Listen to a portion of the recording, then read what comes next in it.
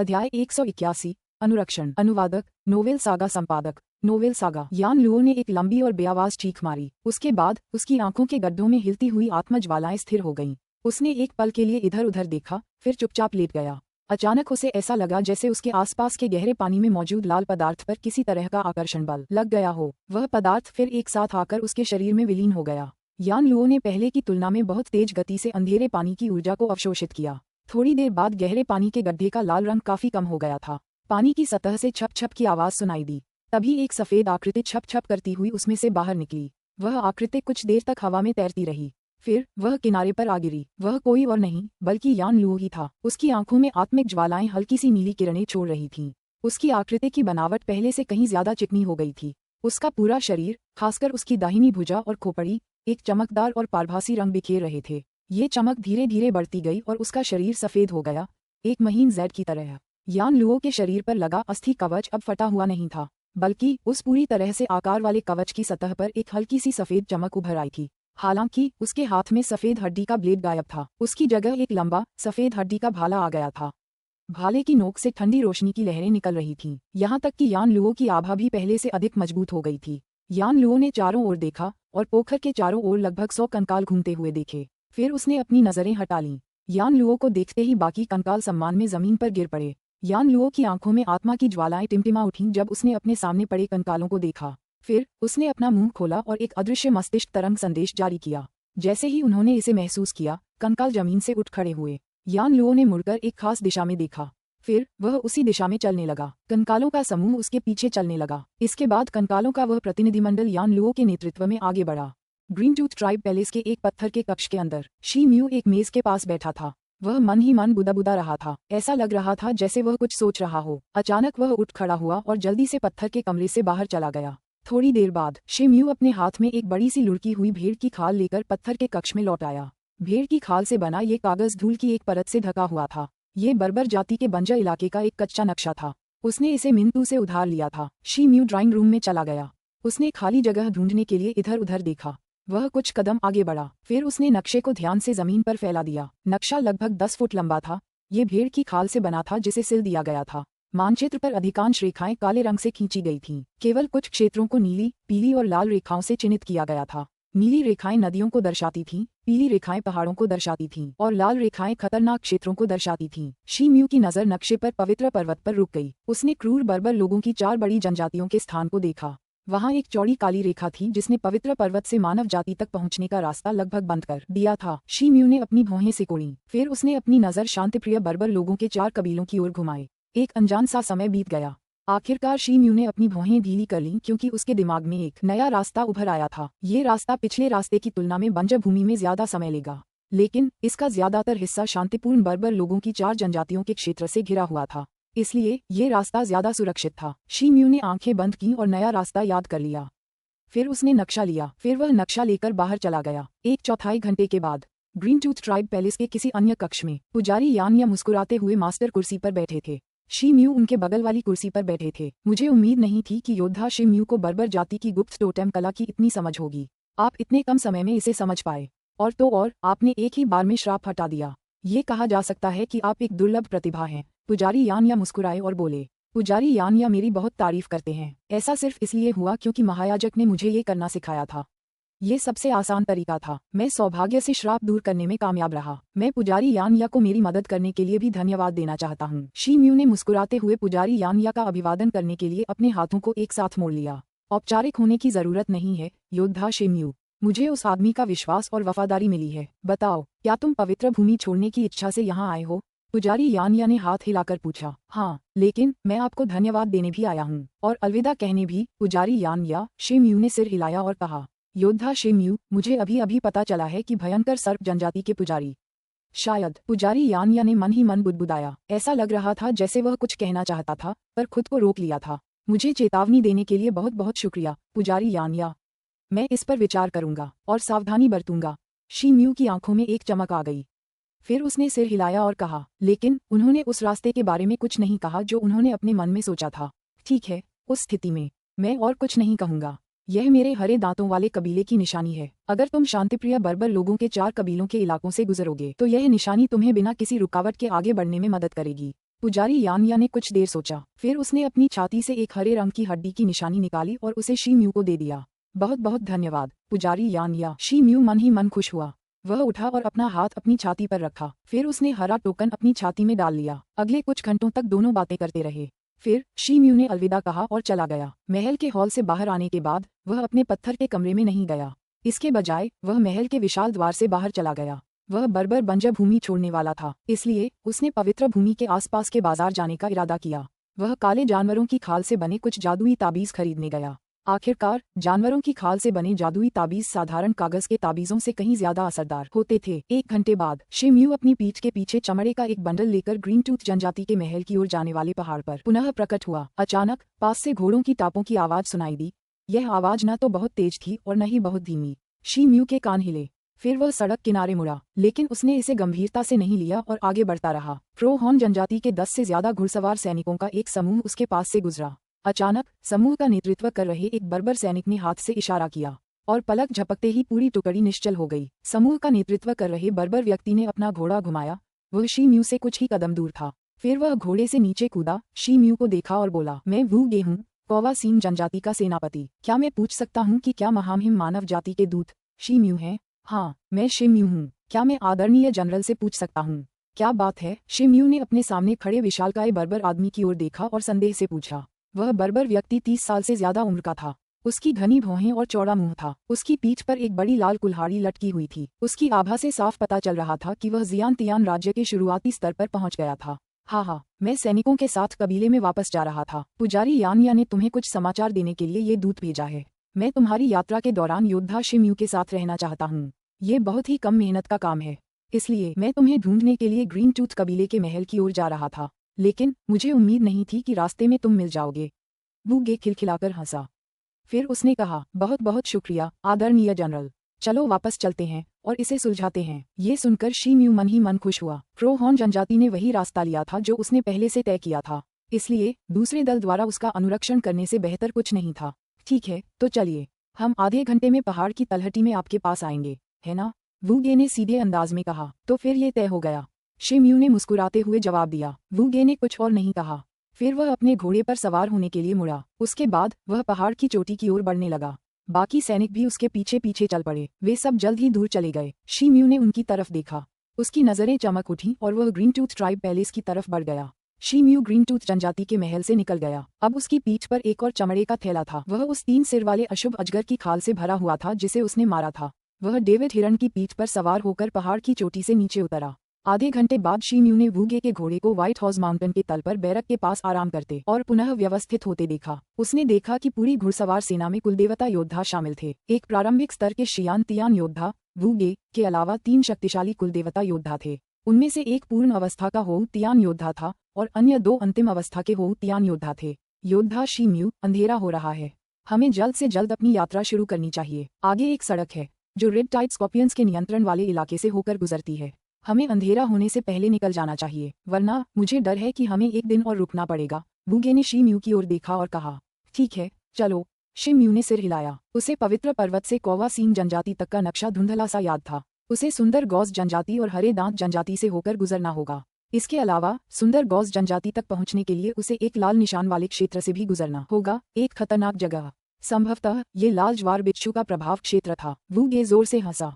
फिर वह अपने घोड़े पर सवार हुआ, आगे बढ़ा और दूर किसी जगह की ओर दौड़ पड़ा। शी म्यू और बर्बर घुड़सवार सेना उसके पीछे पीछे चल पड़ी। 5 दिन बाद बंजर भूमि पर रात हो चुकी थी। शी म्यू एक चमड़े के तंबू के अंदर लेटा हुआ था। वह छत को हतप्रभ सा देख रहा था। उसे नींद नहीं आ रही थी क्योंकि वह कुछ सोच रहा था। पिछले 5 दिनों में वू गे और उनके सैनिक उनके प्रति असाधारण रूप से उत्साही थे। कैंपिंग में एक भी दिन अच्छी वाइन और भुने हुए मांस के बिना नहीं बीता था। इस यात्रा में हर जगह का अपना एक इतिहास था। वू गे जिस जनजाति के इलाके से गुजरते, उसके इतिहास और उससे जुड़ी अफवाहों का विस्तृत परिचय देते। वू गे ने शी म्यू के सभी सवालों के जवाब भी दिए और इससे शी म्यू के ज्ञान में काफी इजाफा हुआ। हालांकि उनकी गति काफी धीमी थी। इसके अलावा वे अक्सर पहले से तय रास्ते से भटक जाते थे। शी म्यू ने वू गे से कई बार इसके बारे में पूछने की कोशिश की, लेकिन वह तरह तरह के बहाने बनाता रहा, जैसे किसी प्रकार के जहरीले कीड़े की उपस्थिति, जल स्तर कम होना या मार्ग पर पानी की कमी। इस तरह शी म्यू को रास्ता समझ में नहीं आ रहा था, इसलिए उसके मन में और भी संदेह उठने लगे। शी म्यू ने इस बंजर भूमि के नक्शे का अध्ययन किया था उसने सोचा और महसूस किया कि वूगे ने लंबा रास्ता तय करने के लिए तरह तरह के बहाने बनाए होंगे। शी म्यू को लगा कि वह जानबूझकर अपनी यात्रा को लंबा करना चाहता था। तो शी म्यू को अब नींद नहीं आ रही थी। उसने चुपचाप तंबू का पर्दा खोला और दूर की ओर देखा। वह कई तंबुओं के बीच खड़ा था। वूगे का तंबू उस समय जगमगा रहा था। तंबू के अंदर शराब पीते और बातें करते लोगों की 4 धुंधली परछाइयां दिखाई दे रही थीं। शी म्यू का तंबू कौवासीन जनजाति के लोगों के तंबुओं से घिरा हुआ था। वूगे ने कहा था कि चूंकि वह मानव जाति से था, इसलिए यह उसकी रक्षा के लिए था। बर्बर लोगों को शराब पीना बहुत पसंद था। वूगे और उसके 3 आदमी भी इससे अछूते नहीं थे। चारों आदमी हर रात शराब पीते थे। जैसे ही उसके मन में एक विचार को आधा, उसकी छाती पर लगे टोटेम पर काली रोशनी कौंध गई। अचानक उसके टोटेम से ठंडी ऊर्जाएं प्रवाहित हुईं और उसके शरीर की नसों में प्रवेश कर गईं। शी म्यू को पूरे शरीर में एक फटने जैसा दर्द महसूस हुआ।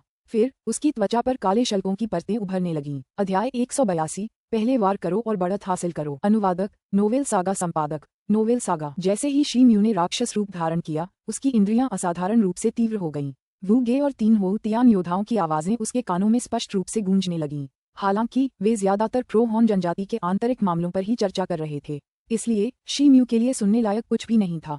शी म्यू को कुछ समय के लिए हार माननी पड़ी क्योंकि वह लंबे समय तक जानवर में परिवर्तित नहीं रह सकता था। वह 3 दिनों तक हर रात वूगे और बाकी लोगों की बातें सुनने में थोड़ा समय बिताता रहा, लेकिन उसे कुछ भी असामान्य नहीं सुनाई दिया। इस बीच घुड़सवार सेना वू लुओ जनजाति के मुख्य क्षेत्र से गुजरी। ये ग्रीन टूथ जनजाति के प्रभाव क्षेत्र से ज्यादा दूर नहीं था।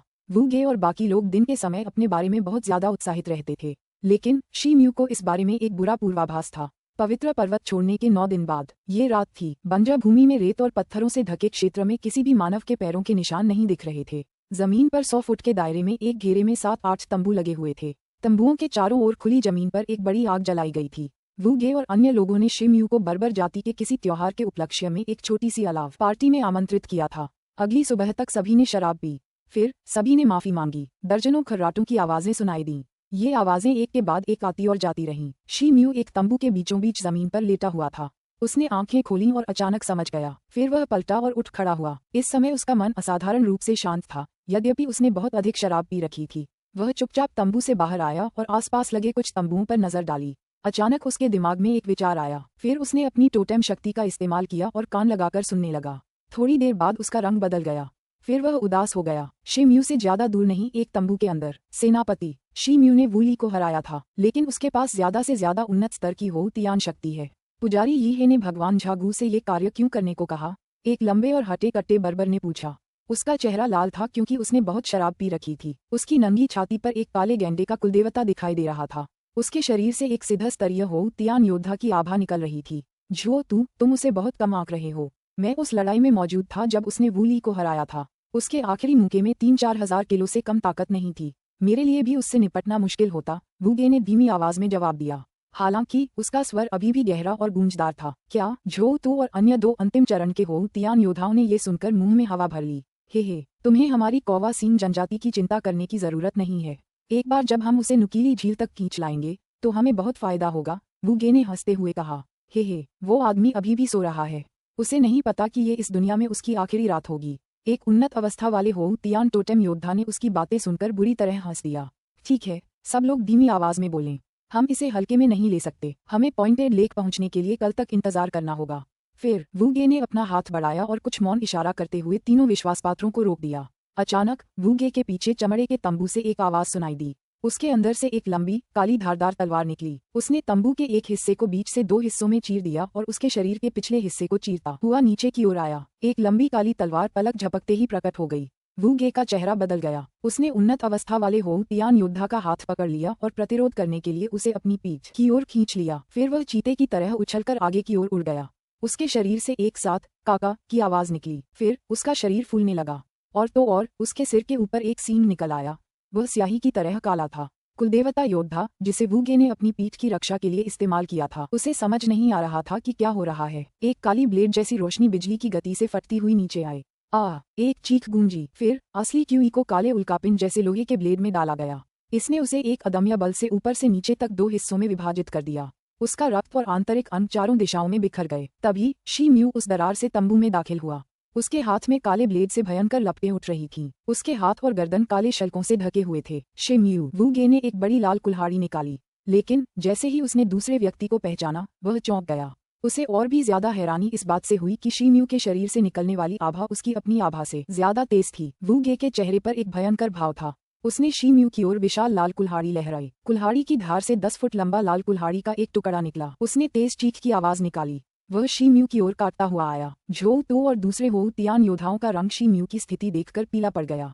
उसके बाद उनकी छाती पर लगे कुलदेवताओं से एक काली रोशनी चमक उठी। अचानक उनकी दोनों भुजाएं मोटी हो गईं। फिर उनके सिरों पर घुमावदार काले सींग उगाए। दोनों आदमियों ने एक लोहे का हथौड़ा और एक लोहे की गदा जैसा हथियार पकड़ लिया। उससे कई परतें निकलती हुई परछाइयां शी म्यू की ओर टूटती हुई जा रही थीं। शी म्यू की आंखों में ठंडे रंग चमक उठे। उसके हाथ में पकड़े काले ब्लेड से बड़ी बड़ी लपटें निकल रही थीं। फिर वे लाल कुल्हाड़ी के ब्लेड की ओर बढ़ गईं। धमाका, एक फटने जैसी आवाज गूंजी।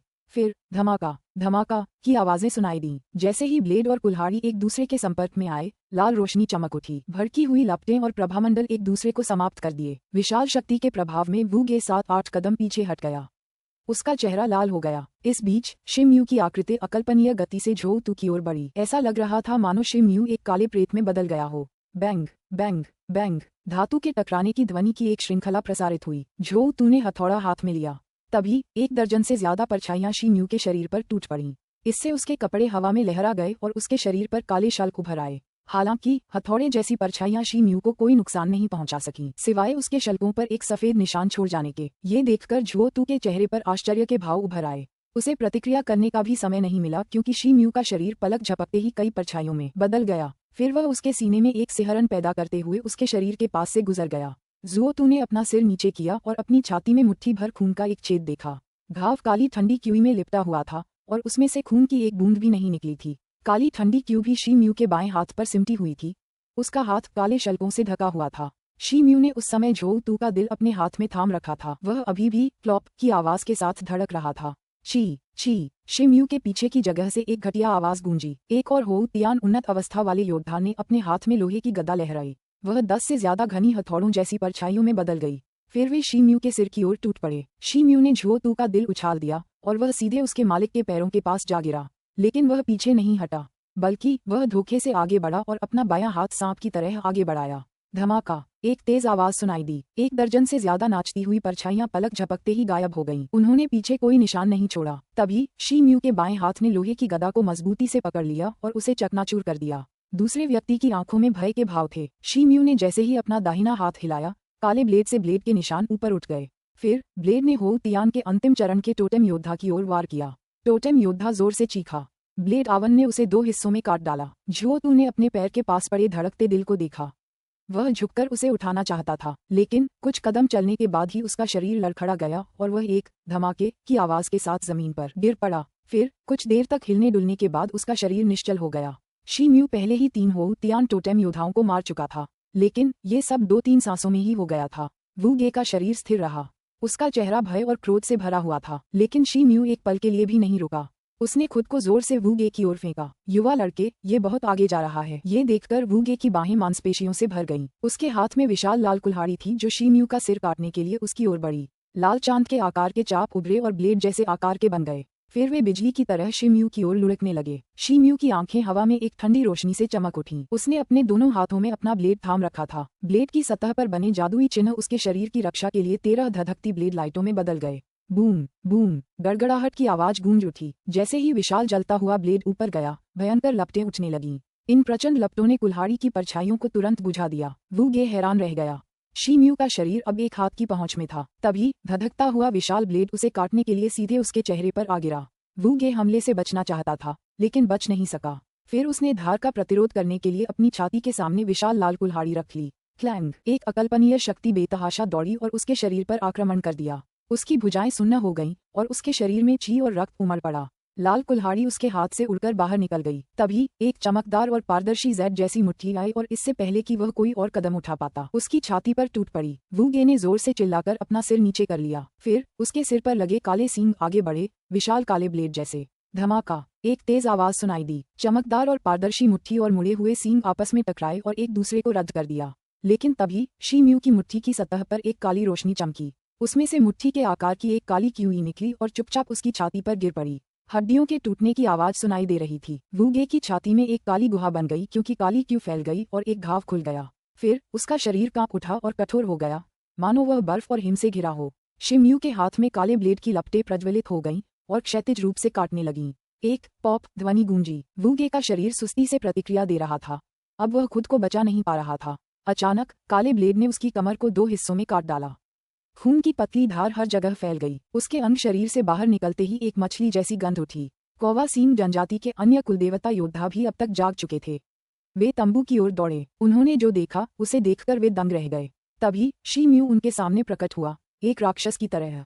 उसने अपने हाथ में काला ब्लेड लहराया और एक और आदमी का सिर काट दिया। फिर उसकी आकृति फिर से चमकी और एक कुलदेवता योद्धा उड़ता हुआ दिखाई दिया। बर्बर योद्धा की आकृति फिर हवा में जम गई। फिर अचानक एक जोरदार झटके से वह शरीर नीचे की ओर फेंका गया और जमीन पर गिरते ही वह शरीर गूदे में बदल गया। थोड़ी देर बाद शिम्यू अलाव के पास लाशों के ढेर के पास खड़ा था। उसकी छाती ऊपर नीचे हो रही थी। उसके दृढ़ चेहरे पर अलाव की लपटें कुछ उदास लग रही थीं। फ्रोहॉन जनजाति के लगभग 10 बर्बर लोगों में से एक भी जीवित नहीं बचा था। हवा खून की बदबू से भरी हुई थी, इतनी कि उसे सूंघते ही उल्टी करने का मन करे। शिम्यू ने आह भरी जब उसके चेहरे से अनिश्चितता के भाव गायब हो गए। उसका मानना था कि कौवासीम जनजाति के साधारण टोटेम योद्धाओं में से हर कोई यह नहीं जानता था कि वू गे ने उसके साथ कैसे विश्वासघात किया था, लेकिन उसे उन सभी को मारना पड़ा ताकि वह इस रहस्य को बचा सके कि उसने टोटेम तकनीक से 3 सिर वाले अजगर की आत्मा को सफलतापूर्वक सील कर दिया था। यह उस समय उसके सबसे बड़े रहस्यों में से एक था। अगर यह बात बाहर आ गई तो बहुत बड़ी मुसीबत खड़ी हो जाएगी। इसके अलावा झागू के पास पृथ्वी श्रेणी के योद्धा जैसी ताकत थी और झागू पैरों के निशानों का अनुसरण कर सकता था और शायद शिम्यू को ढूंढने की कोशिश भी कर सकता था। इसलिए अगर किसी ने उसकी स्थिति और ठिकाने के बारे में बता दिया तो उसकी हालत खराब हो जाएगी। शिम्यू ने पहले थोड़ा आराम किया। उसके बाद उसने बर्बर लोगों की लाशें इकट्ठी की। उनमें से कुछ के पास सोने के पत्ते और जानवरों की खाल से बने जादुई ताबीज होने की संभावना थी, इसलिए उसने उनकी जांच की। उसे वू गे के शव से एक जानवर की आत्मा का थैला भी मिला। शिम्यू ने ये सारी चीजें एक चमड़े में लपेट लीं। सामने जलते अलाव को देखते हुए उसकी आंखों में ठंडी धूप की चमक उठी। उसके बाद उसकी आकृति शिविर की ओर बढ़ी और गायब हो गई। थोड़ी देर बाद शिम्यू 10 फुट लंबे एक टुकड़े के साथ प्रकट हुआ। टुकड़े का सतह क्षेत्र बहुत बड़ा था। वह ब्लेड को अलाव के पास ले गया और उसे जमीन में गाड़ दिया। धमाका! पूरा कैंप जोर की आवाज से हिल गया। विशाल चट्टान खड़ी थी, मानो कोई स्तंभ गोल हो। उसका निचला हिस्सा जमीन में कई फीट गहरा धंसा हुआ था। शिम्यू ने अपना हाथ घुमाया और अपनी काली ब्लेड निकाली। फिर उसने अपनी कलाई हिलाई और विशाल चट्टान की सतह पर मोटे और सुलेख में अक्षर उकेरने लगा। थोड़ी देर बाद विशाल चट्टान की सतह पर एक तीखा फॉन्ट दिखाई दिया। काले दानव संप्रदाय में एक शे आपके महामहिम की प्रतीक्षा कर रहा है।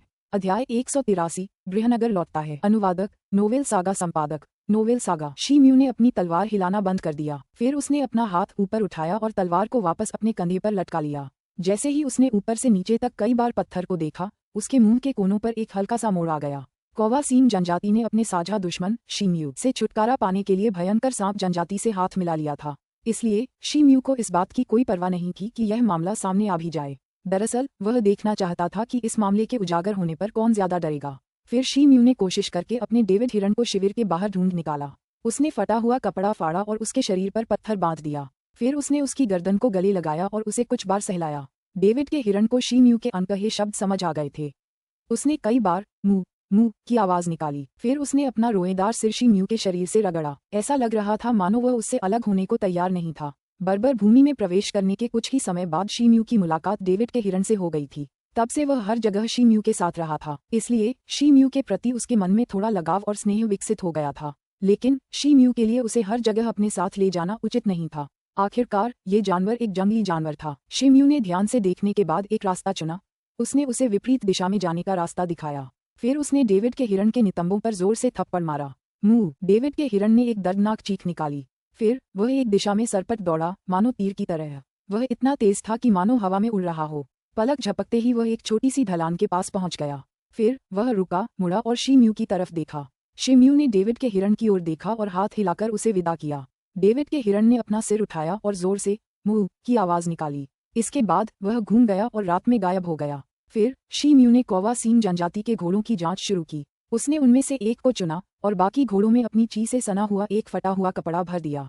फिर उसने हर एक घोड़े पर एक पत्थर बांधा और उन्हें चारों दिशाओं में बिखेर दिया। शिम्यू ने शिविर के काम जल्दी ही निपटा लिए। फिर उसने अपने चमड़े के उभरे हुए गट्ठर को अपनी पीठ पर खींचा। वह आगे बढ़ा और अपने चुने हुए बर्बर घोड़े पर सवार हुआ। फिर वह अपने नक्शे का अनुसरण करते हुए एक निश्चित दिशा में आगे बढ़ा। एक दिन बाद फ्रोहॉन जनजाति के कैंपफायर के खंडहरों के सामने एक आदमी प्रकट हुआ। वह अधेड़ उम्र का गंजा आदमी था। उसके सिर के पीछे एक लंबी और मुड़ी हुई चोटी लटक रही थी। इसके अलावा उसके दाहिने हाथ में एक हरा कोड़ा लिपटा हुआ था। सामने रखे विशालकाय पत्थर पर लिखी बातों को घूरते हुए उसकी आंखें क्रोध से चमक उठीं। उसके हाथ में पकड़ा लंबा चाबुक चमकने लगा। अचानक जब उसने अपनी बांह हिलाई तो उसका हरा चाबुक हरे सांप की तरह बाहर निकल आया। उसका चाबुक उस विशालकाय पत्थर पर वार करने ही वाला था, लेकिन तभी वह बिजली की गति से पीछे की ओर लुढ़क गया और एक बार फिर उस आदमी की बांह में लिपट गया। अधेड़ उम्र के आदमी की आंखें अब सामान्य हो चुकी थीं। इसके अलावा उसकी आंखों में झिझक की एक झलक भी झलक रही थी। उसने कुछ देर पहले ही पूरे शिविर का निरीक्षण किया था। कोवासीन जनजाति के घुड़सवार सैनिकों का किसी ने कत्लेआम कर दिया था। इसके अलावा जनरल वू गे, एक शियान तियान के प्राथमिक स्तर के बर्बर योद्धा, का भी निर्दयतापूर्वक वध कर दिया गया था। उसकी लाश बेहद भयानक हालत में थी, लेकिन उसने इस हत्याकांड को अंजाम देने के लिए इस्तेमाल किए गए साधनों और साधना कलाओं का आकलन किया और पाया कि यह वही जानकारी नहीं थी जो उसे पहले मिली थी। अचानक उसकी छाती पर एक हरी रोशनी चमकी। फिर उसके शरीर पर हरे रंग की पपड़ियां उगने लगीं। उसकी आंखें लाल हो गईं और खून की धार उसकी आंखों में बहने लगी। उसने जमीन को गौर से देखा। फिर वह शिविर के भीतर आगे बढ़ता रहा। उसकी नाक के पंख एक साथ खुलते और बंद होते रहे। ऐसा लग रहा था जैसे वह कुछ सूंघने की कोशिश कर रहा हो। हे दिलचस्प। आधे घंटे बाद उसके चेहरे का गुस्सा गायब हो गया था। दरअसल उसके चेहरे पर एक मुस्कान थी और वह मन ही मन कुछ बुदबुदा रहा था। 1 महीने बाद दा क्यूई साम्राज्य के काय युआन प्रांत के एक छोटे और दूरस्थ मछली पकड़ने वाले गांव में सूरज पूर्वी क्षितिज पर निकल आया था। दूर तक समुद्री धुएं की एक परत फैली हुई दिखाई दे रही थी। हवा शांत थी। हवा अभी सीटी बजाना शुरू नहीं हुई थी। समुद्र में कई छोटी नावें दिखाई दे रही थीं। वे स्थिर थीं। वे विशाल आकाश में टिमटिमाते तारों की तरह लग रही थीं। वे समुद्र की लहरों के साथ लहरा रही थीं। गांव के आसपास के खेत कई बूढ़े और औरतों से भरे हुए थे, जो सुबह जल्दी उठने वाले लग रहे थे। वे झुककर अपने सब्जियों के खेतों में भाग दौड़ कर रहे थे। मछुआरा गांव समुद्र पर निर्भर था। गांव की पूरी जमीन बंजर थी क्योंकि समुद्र के किनारे की जमीन की लवणता बहुत ज्यादा थी। इसलिए मछुआरे केवल वही फल और सब्जियां उगाते थे जो ऐसी बंजर जमीन के लिए उपयुक्त थीं। ज्यादातर गांव वाले अपने घरों के आसपास मछली पकड़ने के जाल या मछलियां सुखाने में व्यस्त थे। कुछ लोग अपने घरों के दरवाजे पर चुपचाप बैठे दिखाई दे रहे थे। वे धूप सेक रहे थे और अपने मछली पकड़ने के जाल ठीक कर रहे थे। गांव में नंगे बदन बहुत सारे बच्चे घूम रहे थे। वे बहुत खुश लग रहे थे। वे हंस रहे थे, खेल रहे थे और शोर मचा रहे थे। वे तरह तरह के अंतहीन खेलों में व्यस्त थे। वे बहुत शरारती थे। वे मुर्गियों और बत्तखों के पीछे भागते हुए चारा ढूंढ रहे थे। गांव में एक हल्के भूरे रंग का कुत्ता जमीन पर सुस्ती से लेटा हुआ था। वह भोर की पहली किरण में नहा रहा था। कुत्ते की आरामदेह मुद्रा और जुड़ीदार त्वचा से पता चल रहा था कि वह बहुत बूढ़ा हो चुका है। इतना बूढ़ा कि वह 1 इंच भी हिलना नहीं चाहता था। अचानक बूढ़े कुत्ते की नाक ने एक गंध सूंघी। उसने कुछ बार ऐसे सूंघा जैसे उसे कुछ मिल गया हो। फिर उसने अपनी झुकी हुई पलकें फैला दी। उसके बाद वह नम आंखों से भौंकने लगा। वह गांव के प्रवेश द्वार की ओर देख रहा था। पूरा गांव उसके लगातार भौंकने से गूंज उठा। तभी गांव के प्रवेश द्वार पर एक लंबा चौड़ा युवक प्रकट हुआ।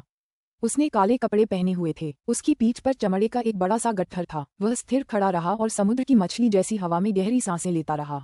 उसकी आंखों में उत्साह की एक झलक चमक रही थी। यह कोई और नहीं बल्कि शीमू था। वह बर्बर लोगों के बंजर इलाके से लौटा था। ये जगह उसकी जन्मभूमि थी, बचपन का मछुआरों वाला गांव। कोवासीन जनजाति के शिविर से निकलने के बाद परेशानी कम करने के लिए शीम्यू ने एक बर्बर व्यक्ति का वेश धारण कर लिया था। उसके बाद वह समुद्र तट की ओर चल पड़ा और उस क्षेत्र में प्रवेश कर गया जो पुजारी यानया के प्रभाव क्षेत्र में आता था। पुजारी यानया से मिला टोकन उसके लिए बहुत काम आया। उसे कई चौकियां किले मिले थे जिनसे बचना नामुमकिन था। इसके अलावा कई बर्बर घुड़सवार सैनिक उस इलाके में गश्त करते दिखाई दे रहे थे, लेकिन इस टोकन को देखते ही सभी उसे जाने देते थे। इस तरह टोकन ने उसे बहुत सी परेशानियों से बचा लिया।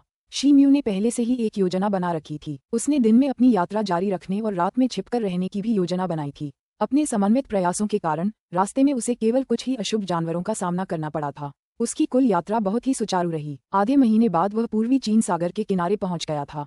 फिर वह समुद्र तट के किनारे बसे मानव जाति के गांव की ओर बढ़ा। उसके बाद हुआंग साम्राज्य से होते हुए वह दाक्वी साम्राज्य के क्षेत्र में प्रवेश कर गया। वह दिन रात कई प्रांतों और काउंटियों में यात्रा करता रहा। 2 दिन बाद आखिरकार वह दाक्वी साम्राज्य के क्वान प्रांत में पहुंच गया। ये स्थान शीम्यू का गृहनगर था। उन्होंने अपना प्रारंभिक बचपन इस छोटे से मछली पकड़ने वाले गांव में बिताया था। बटलर चेन के पीछे पीछे इस गांव को छोड़े हुए उसे 5-6 साल बीत चुके थे। उसके बाद विभिन्न कारणों से उसे कभी अपने गांव वापस जाने का अवसर नहीं मिला। इस बार बड़ी मुश्किल से उसे मौका मिला था, इसलिए घर वापस जाने के लिए वह थोड़ा बेचैन था। आखिरकार वह नहीं जानता था कि यान साम्राज्य में काले दानव संप्रदाय में वापस लौटने के बाद वह यहाँ वापस आ पाएगा या नहीं। शीम्यू इन्हीं विचारों में खोया हुआ था। अचानक गांव के बूढ़े कुत्ते ने भौंकना बंद कर दिया। वह शीम्यू की ओर दौड़ा और उसके शरीर की खुशबू सूंघने लगा। फिर खुशी से उसके चारों ओर चक्कर लगाने लगा। शीम्यू मुस्कुराए बिना नहीं रह सका। उसने झुककर पीले कुत्ते का सिर छुआ। कुत्ता तो उसकी उंगलियां चाटने लगा। ये बूढ़ा कुत्ता शी म्यू के पड़ोसी ब्लैक यू का था। शी म्यू उन दिनों इस कुत्ते से अच्छी तरह वाकिफ था। जब शी म्यू गांव छोड़कर गया था तब ये कुत्ता अपनी उम्र के चरम पर पहुंच चुका था। शी म्यू ने बूढ़े कुत्ते के सिर पर थपथपाया, फिर वह उठा और गांव की ओर तेज गति से चल पड़ा, इतनी तेज कि उसे लगा जैसे वह उड़ रहा हो। बूढ़ा कुत्ता कुछ देर तक पूंछ हिलाता हुआ उसके पीछे पीछे चलता रहा, लेकिन फिर उसकी सांस फूलने लगी। उसने मुंह खोला और जीभ बाहर निकाली, फिर वह गांव के प्रवेश द्वार की ओर भागा। शी म्यू ने चारों ओर देखा और महसूस किया कि इतने सालों बाद भी मछुआरा गांव नहीं बदला था। उसने अपने आसपास जो कुछ देखा वह बिल्कुल वैसा ही था जैसा उसे याद था। गांव में कई आदमी दिखाई दे रहे थे। ऐसा लग रहा था कि उनके लिए मछली पकड़ने के लिए समुद्र में जाने का ये सही मौसम नहीं था, इसलिए ज्यादातर आदमी समुद्र में नहीं गए थे, वरना आम दिनों में तो वे अब तक समुद्र में पहुंच चुके होते। कई गांव वाले शी म्यू को देख रहे थे, लेकिन उसकी अजीब शक्ल सूरत की वजह से किसी की हिम्मत नहीं हुई कि उसके पास जाए। उसके कपड़े काफी महंगे लग रहे थे। इसके अलावा उसकी पीठ पर एक विशाल और वीरतापूर्ण दिखने वाला काला ब्लेड लटका हुआ था। क्या ये छोटा म्यू है? दरवाजे के पास बैठे एक आदमी ने कहा। वह मछली पकड़ने का जाल बुन रहा था। उसके चेहरे पर गड्ढे थे। वह एक बूढ़ा आदमी था जिसकी आंखें मैली थीं। हाँ, मैं ही हूँ, अंकल जीयू, मैं अपनी माँ से मिलने आया हूँ। शी म्यू के दिल में एक गर्मजोशी का एहसास उमड़ पड़ा। उसने बूढ़े की तरफ देखा और मुस्कुराते हुए जवाब दिया। शी म्यू की माँ को बचपन में ही गुजारा करने के लिए कई मुश्किलों का सामना करना पड़ा था। उस समय ज्यादातर गांव वालों का उनके प्रति उदासीन रवैया था। ये चाचा उन गिने चुने अच्छे लोगों में से एक थे जिन्होंने मुश्किल समय में उनकी आर्थिक मदद की थी। यह अच्छी बात है कि तुम वापस आ गए। यह अच्छी बात है कि तुम वापस आ गए। बूढ़े आदमी को कुछ याद आया और वह खुद से बुदबुदाया। उनकी बातचीत सुनकर आसपास के स्त्री पुरुषों के चेहरे पर तरह तरह के भाव उभर आए। वे दो दो तीन तीन के कई समूह बनाकर आपस में चर्चा करने लगे। क्या ये तो शी म्यू है? ये तो बहुत बदल गया है। उसका रूप देखो, वह बहुत अमीर दिखता है। अरे, उसकी पीठ पर लगे ब्लेड को तो देखो, कितना भयानक लग रहा है। क्या वो सच में एक योद्धा बन गया है? क्या बन गया है? क्या मार्शल आर्ट? क्या उसने उन दिनों किसी को नहीं मारा था? उस वू परिवार से? चुप, धीरे बोलो। शी म्यू को गांव वालों की बातों से कोई सरोकार नहीं था। कुछ लोग अजीब नजरों से शी म्यू की तरफ देख रहे थे। शी म्यू को उनकी निगाहों के पीछे की वजह का अंदाजा लगाने की जरूरत नहीं थी। वह जानता था कि जिन और वो परिवार, जब उसने उनके लोगों को मार डाला होगा तो मछुआरे गांव में लोगों को भेज देंगे। इसके अलावा शी म्यू को पकड़ने के लिए उन्होंने आकर्षक इनामों की भी घोषणा की होगी। हो सकता है आसपास के गांव वालों में से किसी ने पहले ही उसके गांव लौटने की खबर लीक करने के बारे में सोच लिया हो। शी म्यू इन गांव वालों से मोलभाव नहीं कर सकता था। इसके अलावा अपनी मौजूदा ताकत के चलते उसे जिन और वो परिवारों की परवाह भी नहीं करनी थी। शी म्यू अंकल जीयू के सामने उकड़ूं बैठ गया और कुछ देर तक उनसे यूं ही बातें करता रहा। फिर उन्होंने उसे वह कपड़ा दिया जिसमें उसने सोने के पत्ते लपेटे थे। उसे अपने कमरे में जाकर खोलने को कहा। इसके बाद वह उठकर चला गया। वह जल्द ही एक जर्जर लकड़ी के घर के सामने पहुंच गया। यह उसका और उसकी माँ का घर था। घर को देखते ही उसके चेहरे पर उलझन के भाव उभर आए। उसने देखा कि छत पर कुछ रिसाव हो रहा है। काफी देर बाद उसे होश आया। फिर उसने धीरे से दरवाजा खोला और अंदर चला गया। घर के अंदर सब कुछ पहले जैसा ही था, लेकिन सब कुछ धूल की मोटी परत से ढका हुआ था। उसके मन में अतीत की यादें उमड़ने लगीं। उसके होंठों के कोनों पर मुस्कान तैर गई। वह कुछ देर चुपचाप कमरे में खड़ा रहा। कुछ देर बाद कदमों की आहट से उसकी नींद खुल गई। ऐसा लग रहा था कि वे उसके करीब आ रहे हैं। मुँह, तुम वापस आ गए, एक आदमी की धीमी आवाज सुनाई दी। तभी एक 30 साल का आदमी घर के अंदर आया। वह सांवला था। हाँ, मैं वापस आ गया हूँ। बहुत समय हो गया, बड़े भाई ब्लैक यू। शी म्यू ने मुड़कर उस आदमी को मुस्कुराते हुए देखा। वह आदमी मछुआरे जैसा वेश धारण किए हुए था। ब्लैक यू शी म्यू का पड़ोसी था। सब उसे ब्लैक यू कहकर बुलाते थे क्योंकि उसका रंग बहुत सांवला था। वह शी म्यू के साथ ही पला बड़ा था। दरअसल पूरे गाँव में शी म्यू का परिवार ब्लैक यू के परिवार से सबसे ज्यादा मिलता जुलता था। म्यू, तुम्हारे गाँव से निकलते ही यहाँ बहुत सारे अजनबी आ गए। उनका मुख्य उद्देश्य तुम्हें पकड़ना था। उन्होंने घर घर जाकर तुम्हारे बारे में पूछताछ की। उन्होंने खुद को फैंग शहर के जिन और वू परिवार के लोग बताया। उन्होंने ये भी घोषणा की कि तुम्हारे बारे में कोई भी जानकारी देने पर वे 10,000 चांदी का इनाम देंगे। मुझे डर है कि गांव के किसी व्यक्ति ने अब तक तुम्हारे गांव में होने की खबर दे दी होगी। ब्लैक यू की आंखें गहरी चिंता से भर आईं जब उसने शी म्यू की ओर देखा और कहा, चिंता मत करो, मैं ध्यान रखूंगा बड़े भाई ब्लैक यू। शी म्यू के दिल में एक गर्मजोशी का एहसास हुआ जब उसने जवाब दिया। दुनिया में अभी भी कोई था जो सच्चे दिल से उसकी परवाह करता था। शी म्यू को बहुत समय से इस तरह का गर्मजोशी भरा एहसास नहीं हुआ था। अध्याय 184, एक अप्रत्याशित आनंद। अनुवादक, नोवेल सागा संपादक, नोवेल सागा। ब्लैक यू को लगा कि शी म्यू को आने वाले खतरे की गंभीरता का अंदाजा नहीं है, इसलिए वह मन ही मन थोड़ा चिंतित हो गया। वह कुछ कहने ही वाला था कि शी म्यू ने उसे बीच में ही टोक दिया। बड़े भाई ब्लैक यू, भाभी की तबीयत अब कैसी है? कभी कभी उसे एक असहनीय खांसी का दौरा पड़ जाता है और उसकी सांस फूलने लगती है, लेकिन आज उसका मूड अच्छा लग रहा है। वह बच्चों के साथ समुद्र तट पर छिले हुए झींगे धोने गई है।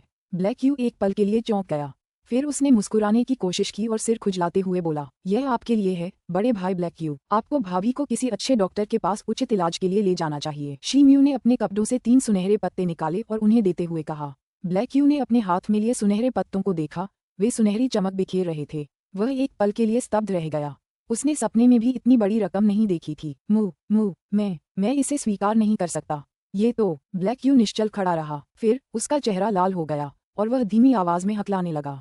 शी म्यू मुस्कुराया और पैसे उसके हाथ में थमा दिए। ब्लैक यू मना करना चाहता था, लेकिन एक अदम्य शक्ति के कारण वह हिल नहीं सका। ब्लैक यू ने बार बार सुनहरे पत्ते लेने से मना कर दिया, लेकिन अंततः उसे वे लेने ही पड़े। उसकी पत्नी फेफड़ों की बीमारी से पीड़ित थी, लेकिन उनके पास इतने पैसे नहीं थे कि वे किसी बड़े काउंटी में जाकर किसी अच्छे डॉक्टर से मिल सकें। इस वजह से वे बहुत परेशान थे। लेकिन अब उसे शी म्यू से अप्रत्याशित रूप से इतना बड़ा तोहफा मिल गया था। वह हमेशा उसका आभारी रहेगा। कुछ देर तक तो वह खुद को कुछ भी बोलने के लिए मजबूर नहीं कर पाया। शी म्यू मुस्कुराया और पुरानी बातें करके बातचीत की बर्फ तोड़ी। ब्लैक यू का मूड ठीक हो गया और उसकी बेचैनी धीरे धीरे कम होने लगी। जल्द ही बीच बीच में दोनों आदमियों की हंसी की आवाजें सुनाई देने लगीं, मानो वे पुराने जमाने में लौट आए हों। 1 घंटे बाद मछुआरे गांव के अंदर कहीं एक अनाम टीला था। शी म्यू अपनी माँ की कब्र के सामने गहरी श्रद्धा से घुटनों के बल बैठ गया। फिर उसने चमड़े का बंडल झाड़ियों के एक तरफ फेंक दिया। माँ, आपका अवज्ञाकारी बेटा म्यू आपसे मिलने आया है। तुम्हारा प्रिय म्यू आधिकारिक तौर पर एक संप्रदाय में शामिल हो गया है। वह अब एक सच्चा योद्धा बन गया है। मैं अभी भी तुमसे किए गए वादे से बहुत दूर हूँ, लेकिन तुम निश्चिंत रहो, मैं जरूर सफल होऊंगा। ओह, यह सही है, आपके बेटे म्यू को एक लड़की पसंद आ गई है। उसे पहली नजर में ही उससे प्यार हो गया था। आपने एक बार मुझसे कहा था कि अगर मुझे कभी कोई ऐसी लड़की मिले जो मुझे अपना दीवाना बना ले, तो मुझे तुरंत उससे अपनी भावनाएं जाहिर करनी चाहिए। तो म्यू ने उसे अपनी भावनाएं पहले ही बता दी हैं। उसने मुझसे वादा किया था कि अगर मैं 30 साल का होने से पहले जियान-तियान में कदम रखूंगा तो मैं उसे ढूंढने जा सकता हूँ। वो उससे शादी करने के बाद उसे तुमसे मिलने जरूर यहाँ लाएगा। शी म्यू 1 घंटे या उससे ज्यादा समय तक घुटनों के बल बैठा रहा। उसने अपनी माँ की कब्र के सामने वो सारी बातें उगल दीं जो उसने इतने सालों से अपने दिल में दबा रखी थीं। फिर उसे अपने दिल में सुकून का एहसास हुआ। उसने अपना सिर 3 बार जमीन पर पटका। फिर वह उठा और अपनी पीठ से काला चाकू निकाला। फिर उसने उसे तेजी से चलाना शुरू कर दिया। छी छी, एक तीखी, हवा में चुभने वाली आवाज गूंजी। काली धारियां एक साथ उसके पूरे शरीर पर घूमने लगीं। उसके पैरों की हरकतों के साथ जमीन की सपाट सतह पर एक ठंडा और खुरदुरा काला बवंडर घूम गया। हाँ, शी म्यू की जादुई शक्ति पूरी ताकत से उसके काले ब्लेड की ओर दौड़ी और उसने जोर से चीख मारी। फिर उसके ब्लेड की सतह पर धधकती लपटें उठीं। वे 1 फुट ऊंची थीं। उसके ब्लेड की गति धीरे धीरे तेज होती गई। उसके चारों ओर घूमती परछाइयां धीरे धीरे एक ज्वलंत अजगर में बदल गईं और उसके शरीर के चारों ओर बेतरतीब ढंग से घूमने लगीं। फिर उसके ब्लेड ने अपनी चरम गति प्राप्त कर ली। शी म्यू ने अपनी पूरी ताकत से खाली जमीन की ओर अपना ब्लेड चलाया। धमाका, एक तेज आवाज सुनाई दी। अचानक जहां उसका ब्लेड अभी अभी कटा था, वहां धधकती लपटें फूट पड़ीं। इस विस्फोट ने आसपास की चीजों को चारों तरफ उड़ा दिया। उसी समय जमीन में एक बड़ा गड्ढा खुल गया। वह लगभग 5 फीट गहरा था। शी म्यू ने संतुष्टि से सिर हिलाया। फिर उसका दाहिना हाथ हिला और उसने काली तलवार को वापस म्यान में डाल दिया। शी म्यू का कद चमक उठा। फिर उसने हवा में मुठियां बरसानी शुरू कर दी। हवा में पारदर्शी मुठियों का एक जोड़ा प्रकट हुआ, मानो क्रिस्टल जेड, मानो वह किसी से लड़ रहा हो। वह बिना रुके अलग अलग कोनों पर मुठियां चलाता रहा। हर बार जब वह अपनी मुठियां हवा में चलाता तो शी म्यू की ताकत से हल्का कंपन होता। पिंग पिंग, मुठियों की दबी हुई आवाज कुछ देर तक गूंजती रही। शी म्यू का कद तेजी से आगे पीछे होता रहा। वह अपनी दिशा बदलता रहा। उसका कद एक जगह से दूसरी जगह चमक रहा था, मानो बिजली चमक रही हो। 10 फुट के दायरे में उसकी सफेद मुठियों की अनगिनत घनी परछाइयों ने पूरी तरह से घेरा हुआ था। कुछ देर बाद शी म्यू अंततः जमीन से उछला और पास के एक पेड़ की ओर मुठियां मारने लगा। वह एक बाल्टी जितना मोटा था। धमाका, एक तेज गड़गड़ाहट की आवाज गूंजी। पेड़ कांप उठा और जमीन पर गिर पड़ा। शी म्यू निश्चल खड़ा रहा। उसके चेहरे पर कुछ यादें ताज़ा हो गईं। उसे आज भी वह दिन याद था जब उसने गांव छोड़ने से पहले एक कटोरे जितने मोटे पेड़ पर पूरी ताकत से वार किया था, लेकिन उसके घूंसे से पेड़ पर सिर्फ 1.5 इंच गहरा मुट्ठी का निशान रह गया था। उसके चेहरे पर एक हल्की सी मुस्कान खिल उठी। वह मुड़ा और सीधा अपनी माँ की कब्र पर गया। एक बार फिर उसकी कब्र के सामने घुटनों के बल बैठा और जोर से अपना सिर जमीन पर 3 बार पटका। फिर वह उठा, चमड़े का बंडल उठाया और चला गया। कुछ कदम चलने के बाद शी म्यू का दिल धड़कने लगा। ऐसा लगा जैसे उसके दिमाग में कुछ आया हो। वह मुड़ा और एक निश्चित दिशा में पहाड़ से नीचे उतर गया। वह 15 मिनट बाद चट्टानों से भरे समुद्र तट पर पहुंचा। उसने एक छिपी हुई दरार ढूंढी और अपना चमड़े का बंडल उसके अंदर छिपा दिया। फिर वह समुद्र की ओर चला और समुद्र में लुप्त हो गया।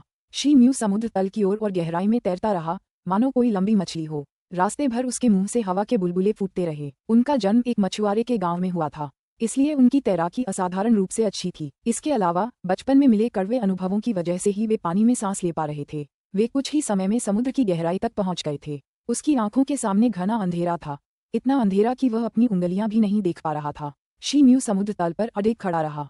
अचानक उसके मन में एक विचार आया, फिर उसकी आंखें सुनहरी पुतलियों में बदल गईं और समुद्र तल उसकी आंखों के सामने एकदम साफ हो गया। उसने मन ही मन अपनी वर्तमान स्थिति का अनुमान लगाया। इसके बाद वह एक निश्चित दिशा की ओर बढ़ने लगा। थोड़ी देर बाद वह पानी की तलहटी पर रुक गया और कोमल रेत पर स्थिर होकर खड़ा हो गया। ये यहीं कहीं होना चाहिए। शी म्यू ने इधर उधर देखा और जल्द ही उसे वह चीज मिल गई जिसकी उसे तलाश थी। 70-80 फीट लंबी पत्थर की चट्टान का एक टुकड़ा, वह 1 दर्जन या उससे भी ज्यादा मीटर दूर सीधा खड़ा था और समुद्री शैवाल से घिरा हुआ था। शी म्यू की आंखें चमक उठीं। फिर वह धीरे धीरे आगे बढ़ा। ये पत्थर की चट्टान वही थी जिसके नीचे कुछ साल पहले एक बड़ा क्लैम दबा हुआ था। वह बड़ा क्लैम अब पूर्वी चीन सागर की संत शियांगझू के कब्जे में था। इसे शी म्यू के जीवन में एक महत्वपूर्ण मोड़ भी माना जा सकता है।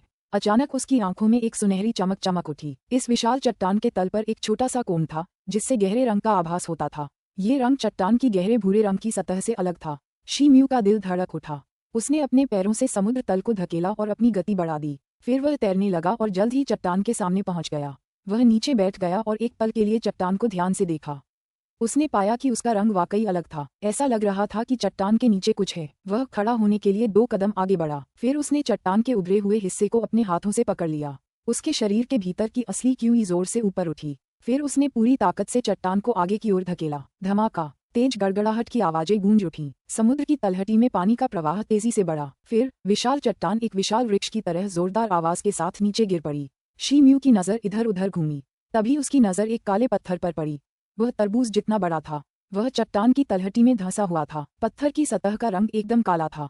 पहली नजर में तो ये बिल्कुल साधारण सा लग रहा था, लेकिन अगर कोई कुछ देर तक इस पर नजर गड़ाए रखे तो इसकी सतह पर काली रोशनी का एक हल्का सा प्रवाह दिखाई दे सकता था। ये देखने में एक अनमोल खजाना था। ये किसी भी तरह से साधारण नहीं था। शी म्यू कुछ देर तक पत्थर को देखता रहा। उसके दिल में एक अजीब सी अनुभूति हुई। ये पत्थर उसे जाना पहचाना सा लगा, मानो उसने इसे पहले कहीं देखा हो। अचानक उसका दाहिना हाथ चमका और उसने अपनी पीठ से काला ब्लेड निकाला। फिर उसे काले पत्थर के पास ले गया। दोनों चीजों की बनावट बिल्कुल एक जैसी थी। शी म्यू का हृदय आनंद से भर गया। इस पत्थर की सामग्री वही उल्कापिंड लोहा था जिससे उसका काला ब्लेड बनाया गया था। कोई आश्चर्य नहीं कि यह पत्थर असाधारण रूप से भारी था। शी म्यू ने अपने दाहिने हाथ को पूरी ताकत से चलाया। उसके ब्लेड से 3-4 काली ब्लेड की रोशनियां निकली और बाएं दाएं की ओर दौड़ीं। उन्होंने उस जगह पर एक सटीक और तिरछा कट लगाया जहां काला पत्थर और चट्टान एक दूसरे को छू रहे थे। उसने ऐसा चट्टान से काले उल्कापिंड जैसे लोहे को खोदकर निकालने के लिए किया। फुस, काला पत्थर अलग हो गया और फुस की आवाज के साथ चट्टान से नीचे गिर गया। फिर शी म्यू ने अपने काले ब्लेड से काले पत्थर की सतह से बजरी झाड़ दी। उसके सामने एक अनियमित गेंद के आकार का काला उल्कापिंड प्रकट हुआ। वह तरबूज जितना बड़ा था। शी म्यू ने अपना हाथ घुमाया और अपनी काली तलवार को वापस म्यान में घुसा दिया, किसी तेज सांप की तरह। फिर वह नीचे झुका और अपने दोनों हाथों से उल्कापिंड जैसे लोहे को पकड़ लिया। उसका दिल उत्तेजना से धड़क उठा। उल्कापिंड जैसे लोहे का ये टुकड़ा उसके काले ब्लेड से कहीं ज्यादा भारी था। उसकी ताकत में बेतहाशा वृद्धि हुई थी। इसके अलावा 3 सिर वाले अजगर से लड़ाई में उसके काले ब्लेड को कुछ नुकसान भी पहुंचा था। इसलिए वह इस पत्थर का इस्तेमाल अपने ब्लेड को फिर से बनाने के लिए करेगा। ये कहा जा सकता है कि शी म्यू को अप्रत्याशित खुशी मिली थी। थोड़ी देर बाद किनारे का पानी ऊपर नीचे हिलने लगा और पानी की सतह पर हवा के बुलबुलों की एक श्रृंखला उभरने लगी। तभी एक आदमी का ऊपरी शरीर पानी की सतह से छपाक की आवाज के साथ बाहर निकला। वह हाथ में तरबूज के आकार का एक काला पत्थर लिए किनारे की ओर बढ़ा। ये शी म्यू था। आधे घंटे बाद शी म्यू अपनी पीठ पर चमड़े का एक बड़ा बंडल और हाथ में एक काला उल्कापिंड लोहा लिए ब्लैक यू के घर पहुंचा। फिर वह सीधे उसके घर में घुस गया। रात के खाने के बाद वह अपने टूटे फूटे लकड़ी के घर में लौट आया। फिर उसने पुराने बिस्तर को ठीक किया। फिर वह बिस्तर पर पालथी मारकर बैठ गया और अपनी थकी आंखों को थोड़ा आराम दिया। ब्लैक यू ने अगली सुबह 20 फीट लंबी लोहे की जंजीर पहुंचा दी। ब्लैक यू के जाते ही शी म्यू अपने घर लौटा और चेन उठा ली। फिर उसने उसे देखने के लिए आंखें सिकोड़ लीं। लोहे की जंजीर किसी वयस्क इंसान की बांह जितनी मोटी थी, लेकिन उसकी सामग्री की गुणवत्ता बहुत साधारण थी। शी म्यू ने ब्लैक यू से कहा था कि वह गांव में जाकर किसी लोहार को ढूंढे जो रातों रात ये जंजीर बना सके। फिर उसने काला उल्कापिंड नुमा लोहा उठाया और उसे जंजीर से बांधना शुरू किया। पल भर में ब्लेड ने उल्कापिंड नुमा हथौड़े का रूप ले लिया। शी म्यू ने बाएं हाथ से चेन पकड़ी और उसे आराम से ऊपर उठा लिया। आखिरकार जब उसने उसे चारों तरफ से परख लिया तो उसने संतुष्टि से सिर हिलाया। उसी दिन दोपहर को गांव के प्रवेश द्वार पर शी म्यू एक काले घोड़े वाली गाड़ी में बैठे थे। उसकी नजर धीरे धीरे उस गांव की ओर गई जो हमेशा की तरह शांत था। फिर उसने उत्सुकता से गांव के प्रवेश द्वार पर खड़े बूढ़े कुत्ते की ओर देखा। वह शी म्यू की ओर देख रहा था।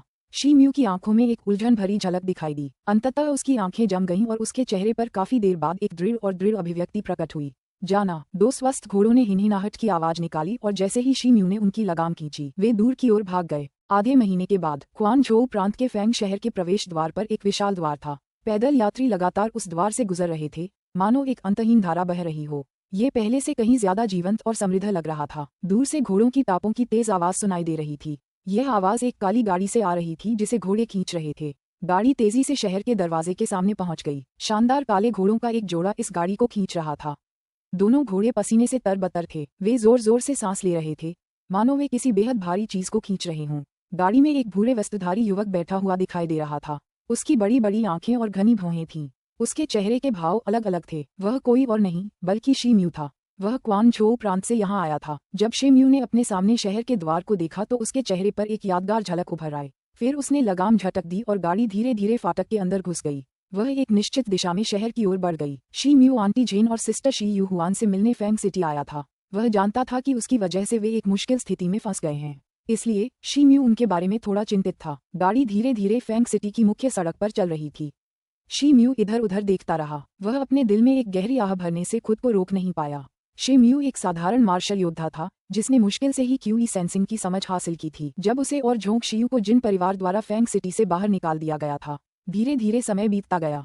आसपास के नज़ारे बता रहे थे कि इस शहर में कोई बदलाव नहीं आया है। हालांकि शीम्यू में एक बड़ा बदलाव आ गया था। वह युवा नहीं रहा जो मार्शल आर्ट के शुरुआती दौर में था। अध्याय 185 गोल्डन ड्रैगन गैंग। अनुवादक नोवेल सागा संपादक नोवेल सागा। शीम्यू ने गुजरते हुए नज़ारे को देखा। उसकी जिंदगी की पुरानी यादें उसकी आंखों के सामने घूमने लगीं। वह बीती घटनाओं के बारे में सोचने लगा। वह कुछ अनजान सा लग रहा था। फिर वह एक जानी पहचानी जगह पर पहुंचा। वहां लगभग कोई भीड़ नहीं थी। उसने कुछ मोड़ लिए और आगे बढ़ता रहा। वह पहले ही Liu Feng martial art school पार कर चुका था। Liu Feng martial art school वह जगह थी जहां उन्होंने मार्शल आर्ट का अभ्यास शुरू किया था। उस समय ली कैंग हाई उनके गुरु थे। शीम्यू ने अपने घोड़ों की लगाम खींची। उसके घोड़े घूमकर Liu Feng martial art school की ओर चल पड़े। शीम्यू ने ली कांग हाई जाने की योजना बनाई। अचानक उसने अपनी भौहें सिकोड़ लीं। फिर पलटकर पीछे देखा। 100 फुट से भी ज्यादा दूर एक छोटी सी गली में एक परछाई चमकी, फिर तेजी से गायब हो गई। शीम्यू की दृष्टि चमक उठी। उसे पता ही नहीं था कि उस पर कब से जासूसी हो रही थी। जासूस सावधानी से आसपास छिपे हुए थे, लेकिन वे शीम्यू की नजरों और कानों से खुद को नहीं छिपा पा रहे थे। शीम्यू ने मन ही मन ठंडी सांस ली, लेकिन चेहरे पर शांत और संयमित भाव लिए वह अपनी गाड़ी आगे बढ़ाता रहा। शीम्यू 10 फुट चौड़ी सड़क पर पहुंच गया। सड़क के दोनों ओर पुराने जमाने की इमारतें थीं। आसपास कोई दिखाई नहीं दे रहा था। यह इलाका पुराने शहर का हिस्सा था। उन दिनों ब्लैक फॉक्स गैंग इस इलाके का प्रबंधन करता था। शीम्यू ने घोड़ों की लगाम खींची और गाड़ी रोक दी। शीम्यू की गाड़ी से कुछ ही दूरी पर काले वस्त्र पहने 4-5 लंबे और हट्टे कट्टे लोग एक दूसरे के बगल में खड़े थे। उनके हाथों में हथियार थे और उन्होंने उसका रास्ता रोक रखा था। उनमें से कुछ लोगों की आस्तीनों पर सुनहरे ड्रैगन का डिजाइन बना हुआ था। सबके चेहरों पर एक दुष्टता और बुराई का भाव था। तभी शीम्यू के पीछे की गलियों से 7-8 लोग चुपके से बाहर निकले। वे तलवारों, लाठियों और तरह तरह के हथियारों से लैस थे। इसके अलावा समूह में से कुछ लोगों के हाथ में शक्तिशाली क्रॉसबो थे, जो स्पष्ट रूप से शीम्यू की ओर ताने हुए थे। हवा में एक ठंडी और वीरान आभा व्याप्त थी। महामहिम, शीम्यू ही होंगे, है ना? समूह का नेता, एक जख्मी चेहरे वाला आदमी, एक कदम आगे बढ़ा। फिर उसने शरारत से हंसते हुए पूछा, तुम लोग कौन हो? मेरा रास्ता क्यों रोक रहे हो? शीम्यू ने उसके सवाल का कोई जवाब नहीं दिया। इसके बजाय उसने इधर उधर देखा और पूछा, हम गोल्डन ड्रैगन गैंग हैं और मैं डिप्टी चीफ माई जेंग हूँ।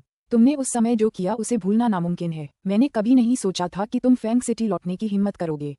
खैर, मैं तुम्हारी वापसी की तारीफ करता हूँ, जख्मी चेहरे वाले आदमी ने ठंडे स्वर में कहा। शीम्यू ने अपनी भौं उठाई, लेकिन कुछ नहीं बोला। ऐसा लग रहा था कि आखिरकार वह समय आ गया है। हालांकि ये गोल्डन ड्रैगन गैंग उसके लिए अनजान था। उसे याद आया कि उन दिनों फेंग सिटी में ऐसा कोई गैंग नहीं था। फेंग सिटी छोड़ने के कुछ साल बाद ही वे सामने आए होंगे। तो क्या तुम लोग इनाम पाने के लिए मेरा सिर लेना चाहते हो? शीम्यू की आंखों में एक चमक आ गई। फिर उसने भावशून्य चेहरे से पूछा। जख्मी चेहरे वाला वह आदमी काफी ताकतवर लग रहा था। वह हो तियान का शुरुआती स्तर का योद्धा लग रहा था। उस समय फेंग सिटी में कई गिरोह थे, लेकिन किसी की ताकत इस स्तर तक नहीं पहुंची थी। और तो और वह आदमी एक उप मुखिया था, तो उसकी ताकत कमजोर तो नहीं ही होगी। जख्मी चेहरे वाले आदमी ने जवाब देने के लिए अपना मुंह भी नहीं खोला था कि एक फुसफुसाहट की आवाज सुनाई दी। एक लंबा तीर हवा के झोंके जैसी आवाज के साथ शीम्यू की पीठ की ओर छोड़ा गया। उसकी गति अद्भुत थी। एक आंख वाला आदमी शीम्यू के पीछे दीवार के पीछे दुबका हुआ था। उसके हाथ में एक क्रॉसबो था। वह एक आदमी जितना बड़ा था। उस एक आंख वाले आदमी की आंखों में गर्व भरी मुस्कान की झलक दिखाई दी। जख्मी चेहरे वाला आदमी गुस्सा हो गया। उसे आदेश मिला था कि शीम्यू को मुख्यालय लाया जाए और मुखिया को सौंप दिया जाए। बिल्कुल वैसे ही जैसे वह था, लाश के रूप में नहीं। अचानक उस दागदार चेहरे वाले व्यक्ति के चेहरे पर एक अविश्वसनीय भाव प्रकट हुआ। उसने देखा कि शी म्यू ने अपना सिर भी नहीं घुमाया, उसने बस अपना हाथ हिलाया, आते हुए तीर को पकड़ा और अपनी दोनों उंगलियों के बीच दबा लिया, फिर उसे वापस फेंक दिया। वाह! एक तीखी और तीव्र ध्वनि गूंजी। तीर जिस तेजी से आया था, उससे 3 गुनी तेजी से एक आंख वाले आदमी की तरफ वापस लौटा। वहां मौजूद लोगों की आंखों के सामने बस एक काली रेखा चमकती हुई दिखाई दी। एक आंख वाले आदमी का शरीर कई फीट दूर जाकर पीछे की दीवार से टकराया।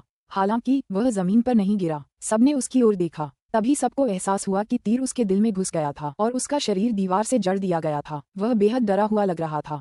उसने अपना मुंह खोला और कुछ आवाजें निकालीं। फिर उसका शरीर थोड़ा सा ऐंठ गया और उसकी पुतलियां फैल गईं। गोल्डन ड्रैगन गैंग के लोग बेहद हैरान थे। वे खुद को रोक नहीं पाए और एक कदम पीछे हट गए। उनके हाथों में हथियार कांपने लगे। वे हैरानी से शी म्यू की ओर देखने लगे। सिर्फ उनका नेता, जख्मी चेहरे वाला आदमी, अब भी शांत था, लेकिन उसकी आंखों में डर की एक झलक दिखाई दे रही थी।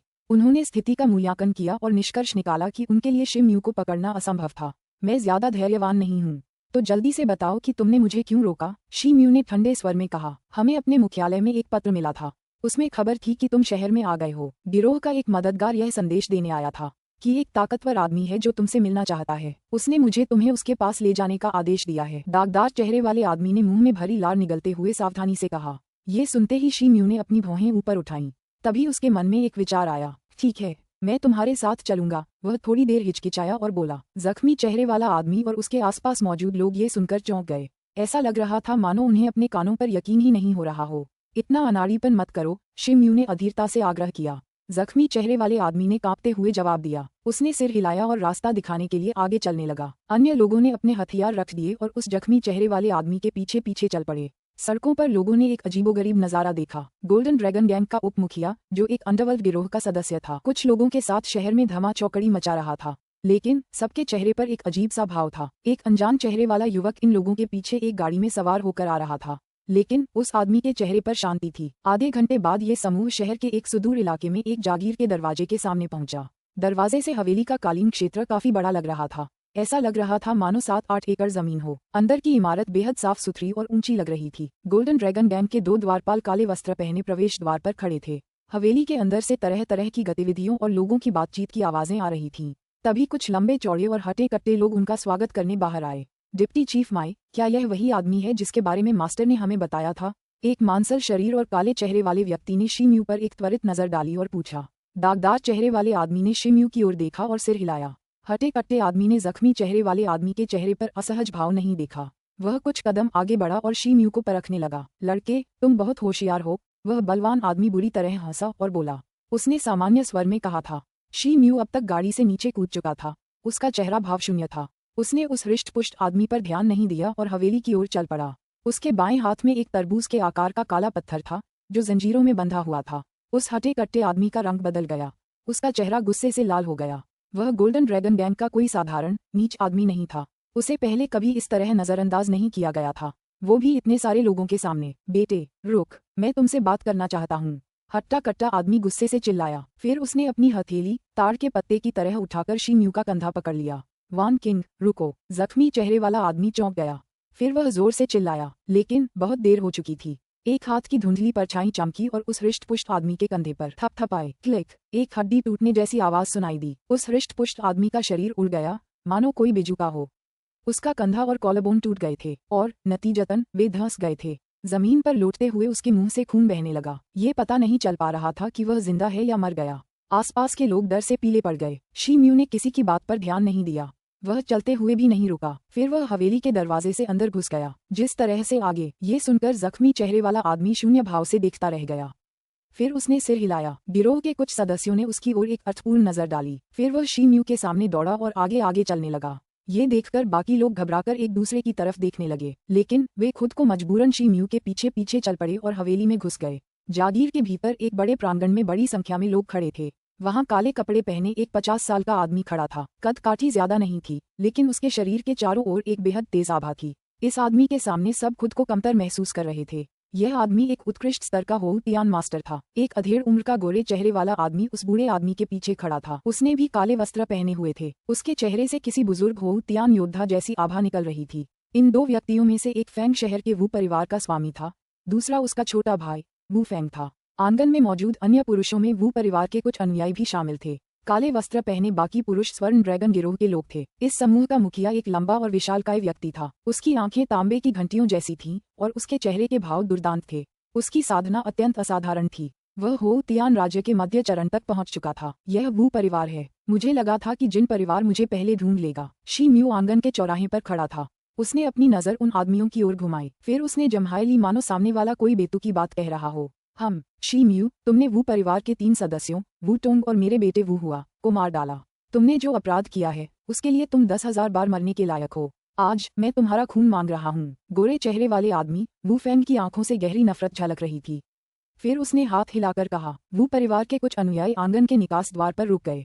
गोल्डन ड्रैगन गैंग के अनुयायी धीरे धीरे शी म्यू की ओर बढ़े। तुम्हारे वू परिवार के लोग मुझे उस समय मारना चाहते थे। मैं तो बस अपनी रक्षा कर रहा था, शी म्यू ने उत्तर दिया। वू फैंग की आंखों में एक अशुभ चमक उठी। उसने अपना हाथ हिलाया और एक तलवार का हाथ था जो बर्फ और पाले की तरह चमक रहा था उसके हाथ में दिखाई दिया। हथियार तैयार लग रहा था। शी म्यू के दुश्मन एक दूसरे को गुस्से से देखने लगे। वू फैंग शी म्यू के शरीर को 10,000 टुकड़ों में काटने की सोच रहा था। अचानक एक हाथ ने वू फैंग का कंधा पकड़ लिया।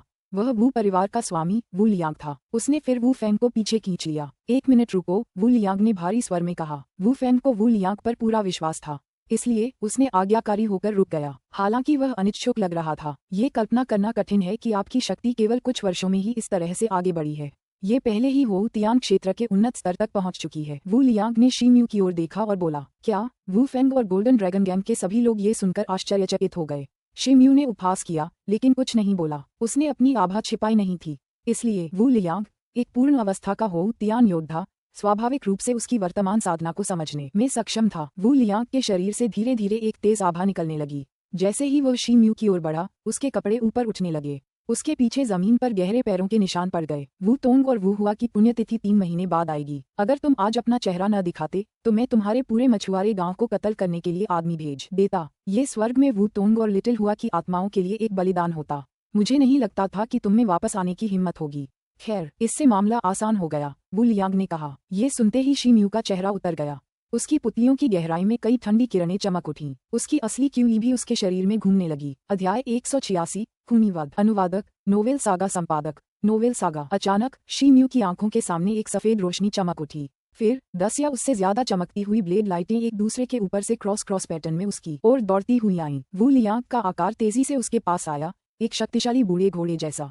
उसके हाथ में एक चमकदार तलवार थी। ब्लेड अभी तक नहीं आया था, लेकिन उसकी प्रचंड शक्ति पहले से ही दबाव डाल रही थी। वह हमला करने के लिए तैयार था। शी म्यू ने उपहास किया। फिर उसने अपने बाएं हाथ में उल्कापिंड जैसा हथौड़ा हिलाया। उसमें से कई काली कुंग फू गेंदें गोलाकार निकली, मानो कोई क्रूर ड्रैगन हो।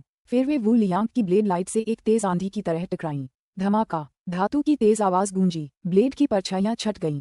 फिर वू लियांग के हाथ में तलवार हिलकर टुकड़े टुकड़े हो गई। ब्लेड के आधे हिस्से से एक जबरदस्त शक्ति निकली। फिर वह वू लियांग के शरीर में घुस गई। वू लियांग के मुंह से खून की एक फुहार निकली। उसके दाहिने हाथ में पकड़ा हुआ ब्लेड एक झटके में टूट गया। फिर उसका शरीर तेज गति से उड़कर जमीन पर गिर पड़ा। उसके मुंह से फिर से खून की एक फुहार निकली और उसका रंग सुनहरा कागज जैसा पीला पड़ गया। घटनास्थल पर मौजूद सभी लोगों के चेहरे पर मुस्कान आ गई। वू लियांग, हो तियान के सर्वोच्च स्तर के योद्धा, को शी म्यू ने बुलाकर मौके पर ही हरा दिया था। वू फैंग दूसरी तरफ से वू लियांग के साथ मिलकर शी म्यू पर हमला करने के लिए दौड़ा था। हालांकि वह आगे नहीं बढ़ा और मूर्खतापूर्वक अपनी जगह पर ही खड़ा रहा। शी म्यू का पैर जमीन पर पड़ा। उसकी आकृति घूम गई और वू फैंग की ओर उड़ गई। वह पलक झपकते ही उसके सामने पहुंच गया। फिर उसने अपने एक हाथ की उंगलियां खोलीं और वू फैंग का चेहरा पकड़ लिया। उसकी उंगलियों से तेज हवा निकली, मानो 5 स्टील की सुइयां निकल आई हों। फिर वह वू फैंग के चेहरे पर दर्दनाक तरीके से चुभ गई। वू फैंग चौंक गया। हालांकि वह कमजोर नहीं था। उसने अपना शरीर पीछे की ओर किया और हाथ में ब्लेड हिलाया। नर्म ब्लेड सीधा हो गया और शी म्यू की हथेली की ओर काटने लगा। शी म्यू मन ही मन हंसा।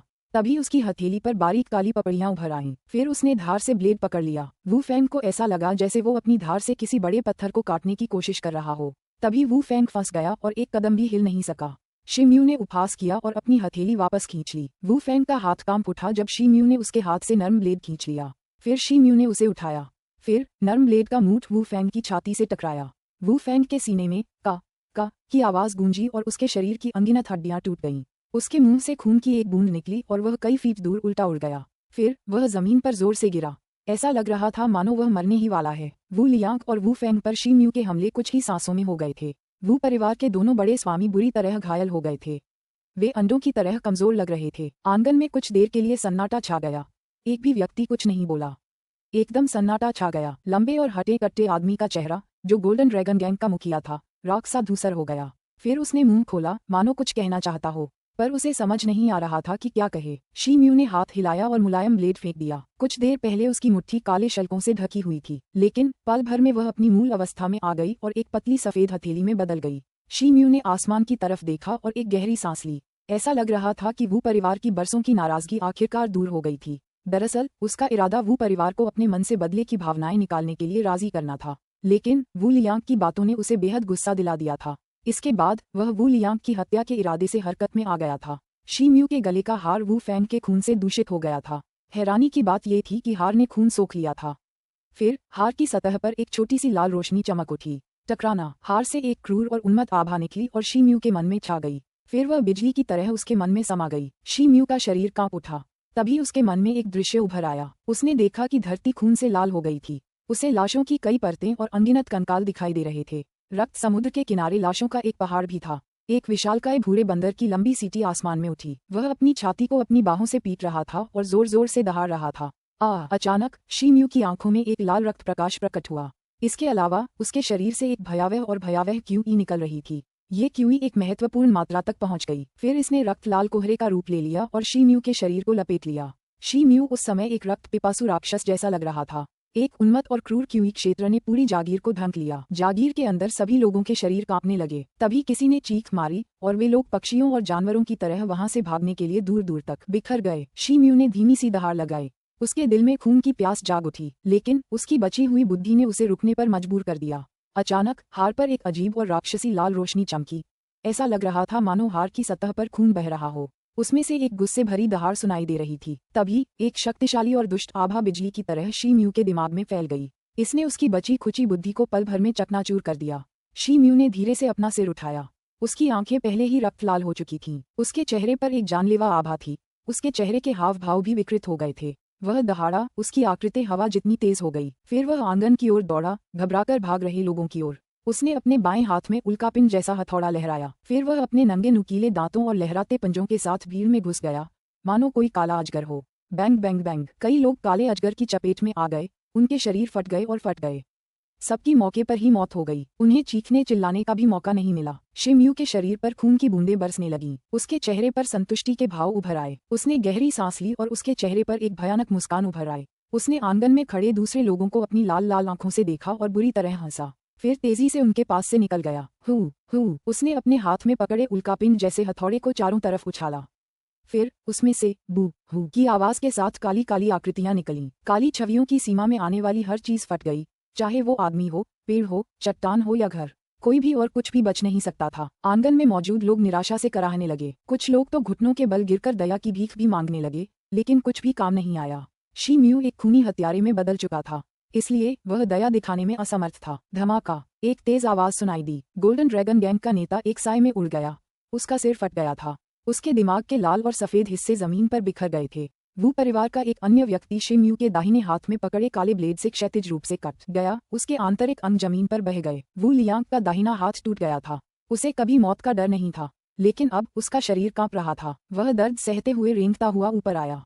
हालांकि वह मरते हुए वू फैंग की ओर नहीं गया, बल्कि वह जागीर की गहराई की ओर भाग गया। वह अभी 2-4 कदम ही चला था कि भिनभिनाने की आवाज सुनाई दी। तभी पीछे से एक काली गेंद सीटी बजाती हुई निकली और उसके शरीर से टकराए। धमाका। एक तेज आवाज गूंजी। एक जबरदस्त जोर ने वू लियांग के शरीर पर प्रहार किया और उसे टुकड़ों में बांट दिया। फिर उसके शरीर के टुकड़ों से खून की धार फूटने लगी। जैसे ही शी म्यू ने लोहे की जंजीरों को हिलाया, उल्कापिंड जैसा हथौड़ा उल्टा उड़ गया।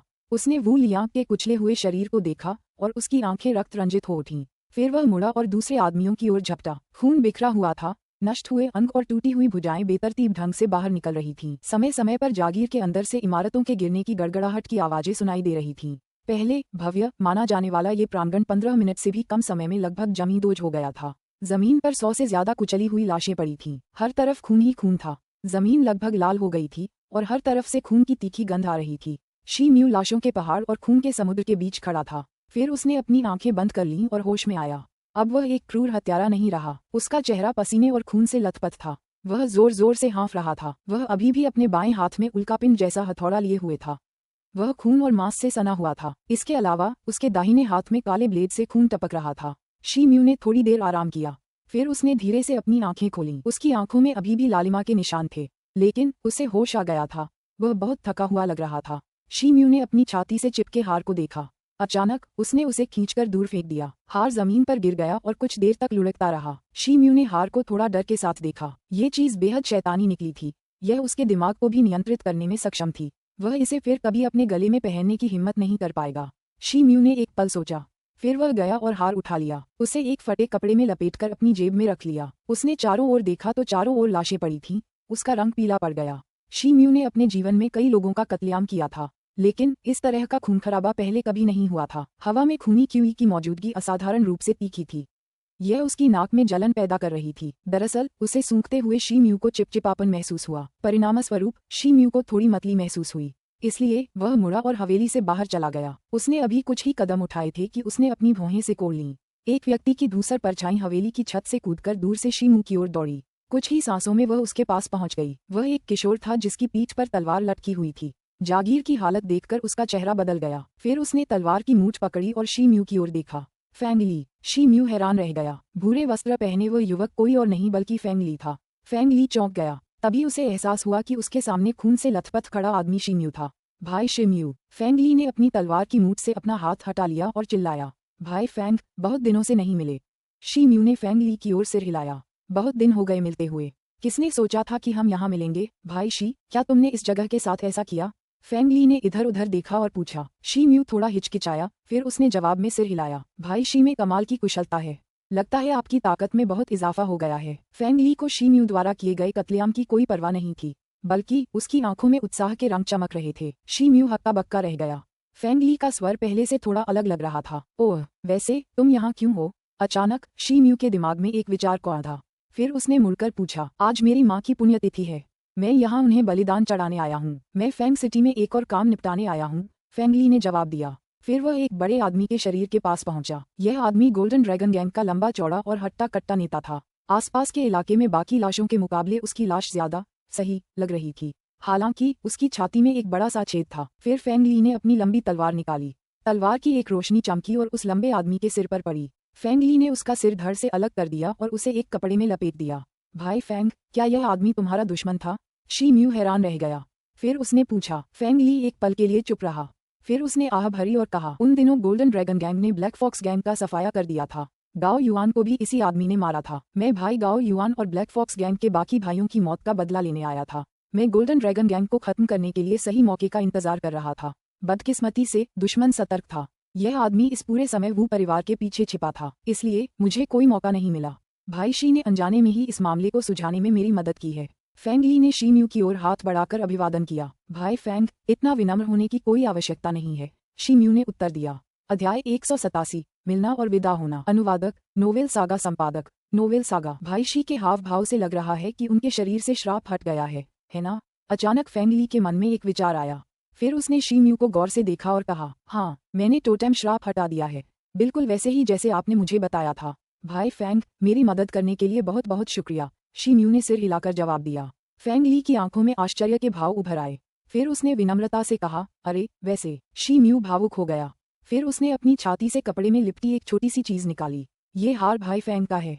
अब मानव और बर्बर जातियों ने गठबंधन कर लिया है, इसलिए मेरे पास इसे अपने पास रखने का कोई कारण नहीं है। मैं तुम्हें ढूंढने के लिए काले कछुए संप्रदाय जाने वाला था, लेकिन मैं तुम्हें यहाँ मिल गया, इसलिए मैं इसे अब तुम्हें वापस दे रहा हूँ, उसने कहा। फिर उसने कपड़े का टुकड़ा बिना खोले फेंग ली को दे दिया। तो बताओ, क्या मानव और बर्बर जातियों ने सचमुच युद्धविराम समझौते पर हस्ताक्षर किए थे?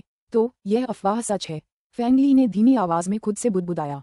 फिर उसने हाथ बढ़ाकर शी म्यू से कपड़े का टुकड़ा ले लिया। शी म्यू ने देखा कि फेंग ली का चेहरा थोड़ा उदास हो गया था। उसने मन ही मन आह भरी। उसे समझ नहीं आ रहा था कि क्या कहे।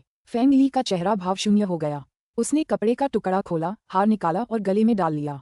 फिर वह बेसुध सा मुड़ा और दूर किसी जगह की ओर चल पड़ा। भाई फेंग, क्या आप काले कछुए संप्रदाय में वापस जा रहे हैं? शी म्यू ने थोड़ी हिचकिचाहट के बाद पूछा। मैं वापस नहीं जाऊंगा, फेंग ली चलते चलते रुक गया। फिर बिना मुड़े उसने धीमी आवाज में कहा। शी म्यू ने फेंग ली की बातें उसकी सुस्त आवाज के बावजूद सुनी थीं। उसकी आवाज में मानव जाति के संघ के प्रति गहरी निराशा थी। मैं बर्बर जाति से बदला लेने के लिए काले कछुए संप्रदाय में शामिल हुआ। बर्बर जाति क्रूर और निर्दयी है। भाई शी, आपने अपनी आंखों से देखा होगा कि वे सीमा पर मानव जाति के साथ कैसा व्यवहार करते हैं। मैंने कभी सपने में भी नहीं सोचा था कि संघ बर्बर जाति के साथ समझौता कर लेगा। फेंग ली की आवाज कांप उठी जब उसने मुठ्ठियां भींचकर कहा। स्थिति काफी खतरनाक हो गई थी क्योंकि समुद्री जाति पूर्वी चीन सागर में मानव जाति से युद्ध के लिए तैयार थी। मानव जाति दोनों ओर से शत्रुओं से घिरी हुई थी। हम 7 संप्रदाय और दाची साम्राज्य उनका सामना नहीं कर सकते थे। समय आने पर लोगों की स्थिति बहुत खराब हो जाती, इसलिए संघ के पास कोई और विकल्प नहीं था। शी म्यू ने भारी स्वर में कहा, मुझे बर्बर जाति से नफरत है, चाहे कुछ भी हो। हम एक ही आसमान के नीचे नहीं रह सकते। अब मैं काले कछुए संप्रदाय के साथ नहीं रह सकता क्योंकि संघ ने बर्बर जाति के साथ समझौता कर लिया है। फेंग ली ने कड़वी मुस्कान के साथ कहा। फिर उसने अपना सिर घुमा लिया। भाई फेंग, आप क्या करने की योजना बना रहे हैं? शी म्यू ने पूछा। योजना बना रहे हो? मैं मध्य महाद्वीप जाऊंगा। फेंग ली ने ऊपर देखा, उसके चेहरे पर एक भयंकर भाव था। मध्य महाद्वीप? शी म्यू आश्चर्यचकित था। उसने इस जगह के बारे में पहले भी सुना था। दाक्वी राज्य, यान राष्ट्र और हुआंग राष्ट्र का क्षेत्र विशाल था और इन राज्यों का पश्चिमी भाग बर्बर बंजर भूमि से सीमा साझा नहीं करता था, बल्कि ये क्षेत्र डोंगजुओ महाद्वीप के पूर्वी भाग का ही एक हिस्सा थे। डोंगजुओ महाद्वीप का क्षेत्रफल पूर्वी प्रायद्वीप के क्षेत्रफल से 1000 गुना ज्यादा था। इसे कलाओं की साधना की पवित्र भूमि कहा जाता था। यही मानव जाति का उद्गम स्थल भी था। दरअसल वह क्षेत्र 7 संप्रदायों के गठबंधन वाले प्रायद्वीप से 10 गुना ज्यादा समृद्ध और जीवंत था। वास्तव में शी म्यू ने एक बार सुना था कि काला दानव संप्रदाय भी मध्य महाद्वीप के स्वर्गीय दानव संप्रदाय की एक उपशाखा मात्र था। मध्य महाद्वीप अत्यंत जीवंत और समृद्ध है, लेकिन मैंने सुना है कि अगर हम यहाँ से वहाँ जाएं तो हमें कठोर प्राकृतिक बाधाओं और अतुलनीय खतरों से गुजरना होगा। यहाँ तक कि एक जियान-तियान योद्धा की भी सफलता निश्चित नहीं है। शी म्यू ने कहा। आपकी चिंता के लिए धन्यवाद भाई शी, लेकिन मेरी कुछ योजनाएं हैं। अगर मैं इस रास्ते में आने वाली कठिनाइयों को पार ही नहीं कर पाऊंगा तो भविष्य में बदला कैसे लूंगा? फेंग ली ने दृढ़ स्वर में उत्तर दिया। भाई फेंग, मैं देख रहा हूं कि आप बर्बर जाति से घृणा करते हैं। जब मैं बर्बर बंजर भूमि पर गया तो मैंने पाया कि अधिकांश बर्बर लोग शांतिप्रिय हैं। वे युद्धों से घृणा करते हैं और शांति चाहते हैं। युद्ध केवल अंतहीन नरसंहार लाएगा। शी म्यू ने फेंग ली की ओर देखा और धीरे से कहा, हे, लगता है आप बर्बर जाति के पक्ष में बोल रहे हैं। मैंने आपसे ज्यादा जिंदगी का अनुभव किया है भाई शी, आपको मुझे मनाने की जरूरत नहीं है। फेंग ली ने बेपरवाही से कहा। वैसे तुम्हारे हार का इतिहास क्या है? बर्बर जाति के महायाजक बी लीगे इस बात को लेकर बहुत चिंतित लग रहे थे। फेंग ली की बातें सुनकर शी म्यू ने आगे कोई सलाह नहीं दी। फिर उसे कुछ याद आया और उसने पूछा, बी लीगे? फेंग ली ने अपनी भौहें उठाईं। ये नाम बोलते हुए उसने दांत बींच लिए। शी म्यू ने फेंग ली को घूरा, फिर उसने तुरंत अपनी नजरें हटा लीं। ऐसा लग रहा था कि फेंग ली का महायाजक से कोई नाता जरूर था। उसकी असली उत्पत्ति वाकई अनोखी और अप्रत्याशित थी। फेंग ली ने एक गहरी सांस ली और थूक दिया। फिर वह धीरे से मुड़ा। उसके चेहरे के भाव पहले से ही शांत हो चुके थे। वह स्तब्ध सा लग रहा था, मानो किसी गहरी सोच में डूबा हो। उसने कहा, मुझे नहीं पता था कि भाई शी बर्बर जाति के महायाजक से मिले थे। लगता है बर्बर बंजर भूमि की आपकी यात्रा वाकई एक अनोखा अनुभव रही होगी। ऐसा कुछ नहीं है। संयोगवश संघ द्वारा बर्बर जाति के साथ शांति वार्ता के लिए भेजी गई सेना से मेरी मुलाकात हुई। क्योंकि हम दोनों एक ही जगह जा रहे थे, इसलिए हम बर्बर लोगों के पवित्र हिम महल में साथ गए। शी म्यू ने फेंग ली को शांति वार्ता और अपनी यात्रा के बारे में बताया, लेकिन उन्होंने बहादुर योद्धाओं के द्वार पर अपने अनुभव के बारे में कुछ नहीं बताया। हालांकि उन्होंने शांतिप्रिय बर्बर लोगों की भाग्यशाली जीत के बारे में बताया। फेंग ली कुछ देर चुप रहा, फिर शरारती अंदाज में हंसने लगा। मैंने तुम्हें इस हार के बारे में पहले ही सब कुछ बता दिया है।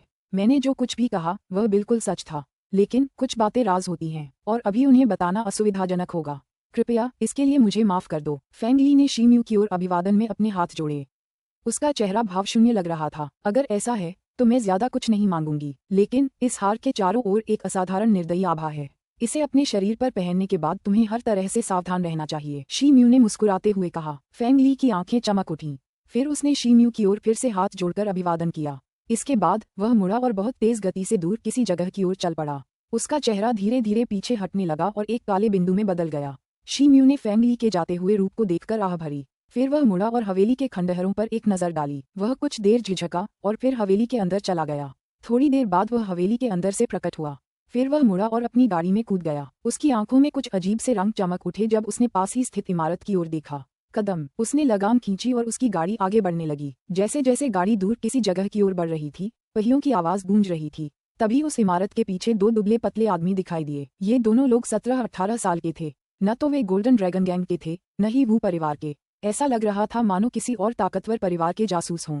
उनका रंग एकदम पीला पड़ गया था और उनके शरीर लगातार कांप रहे थे। उनके चेहरों पर डरावने रंगों के निशान थे। उनमें से एक ने डर के मारे हवेली की तरफ देखा क्योंकि उसकी नाक से खून की बदबू आ रही थी। उसे थोड़ा मिचली आने लगी और उसने वहीं उल्टी कर दी। उसका साथी बहुत घबरा गया।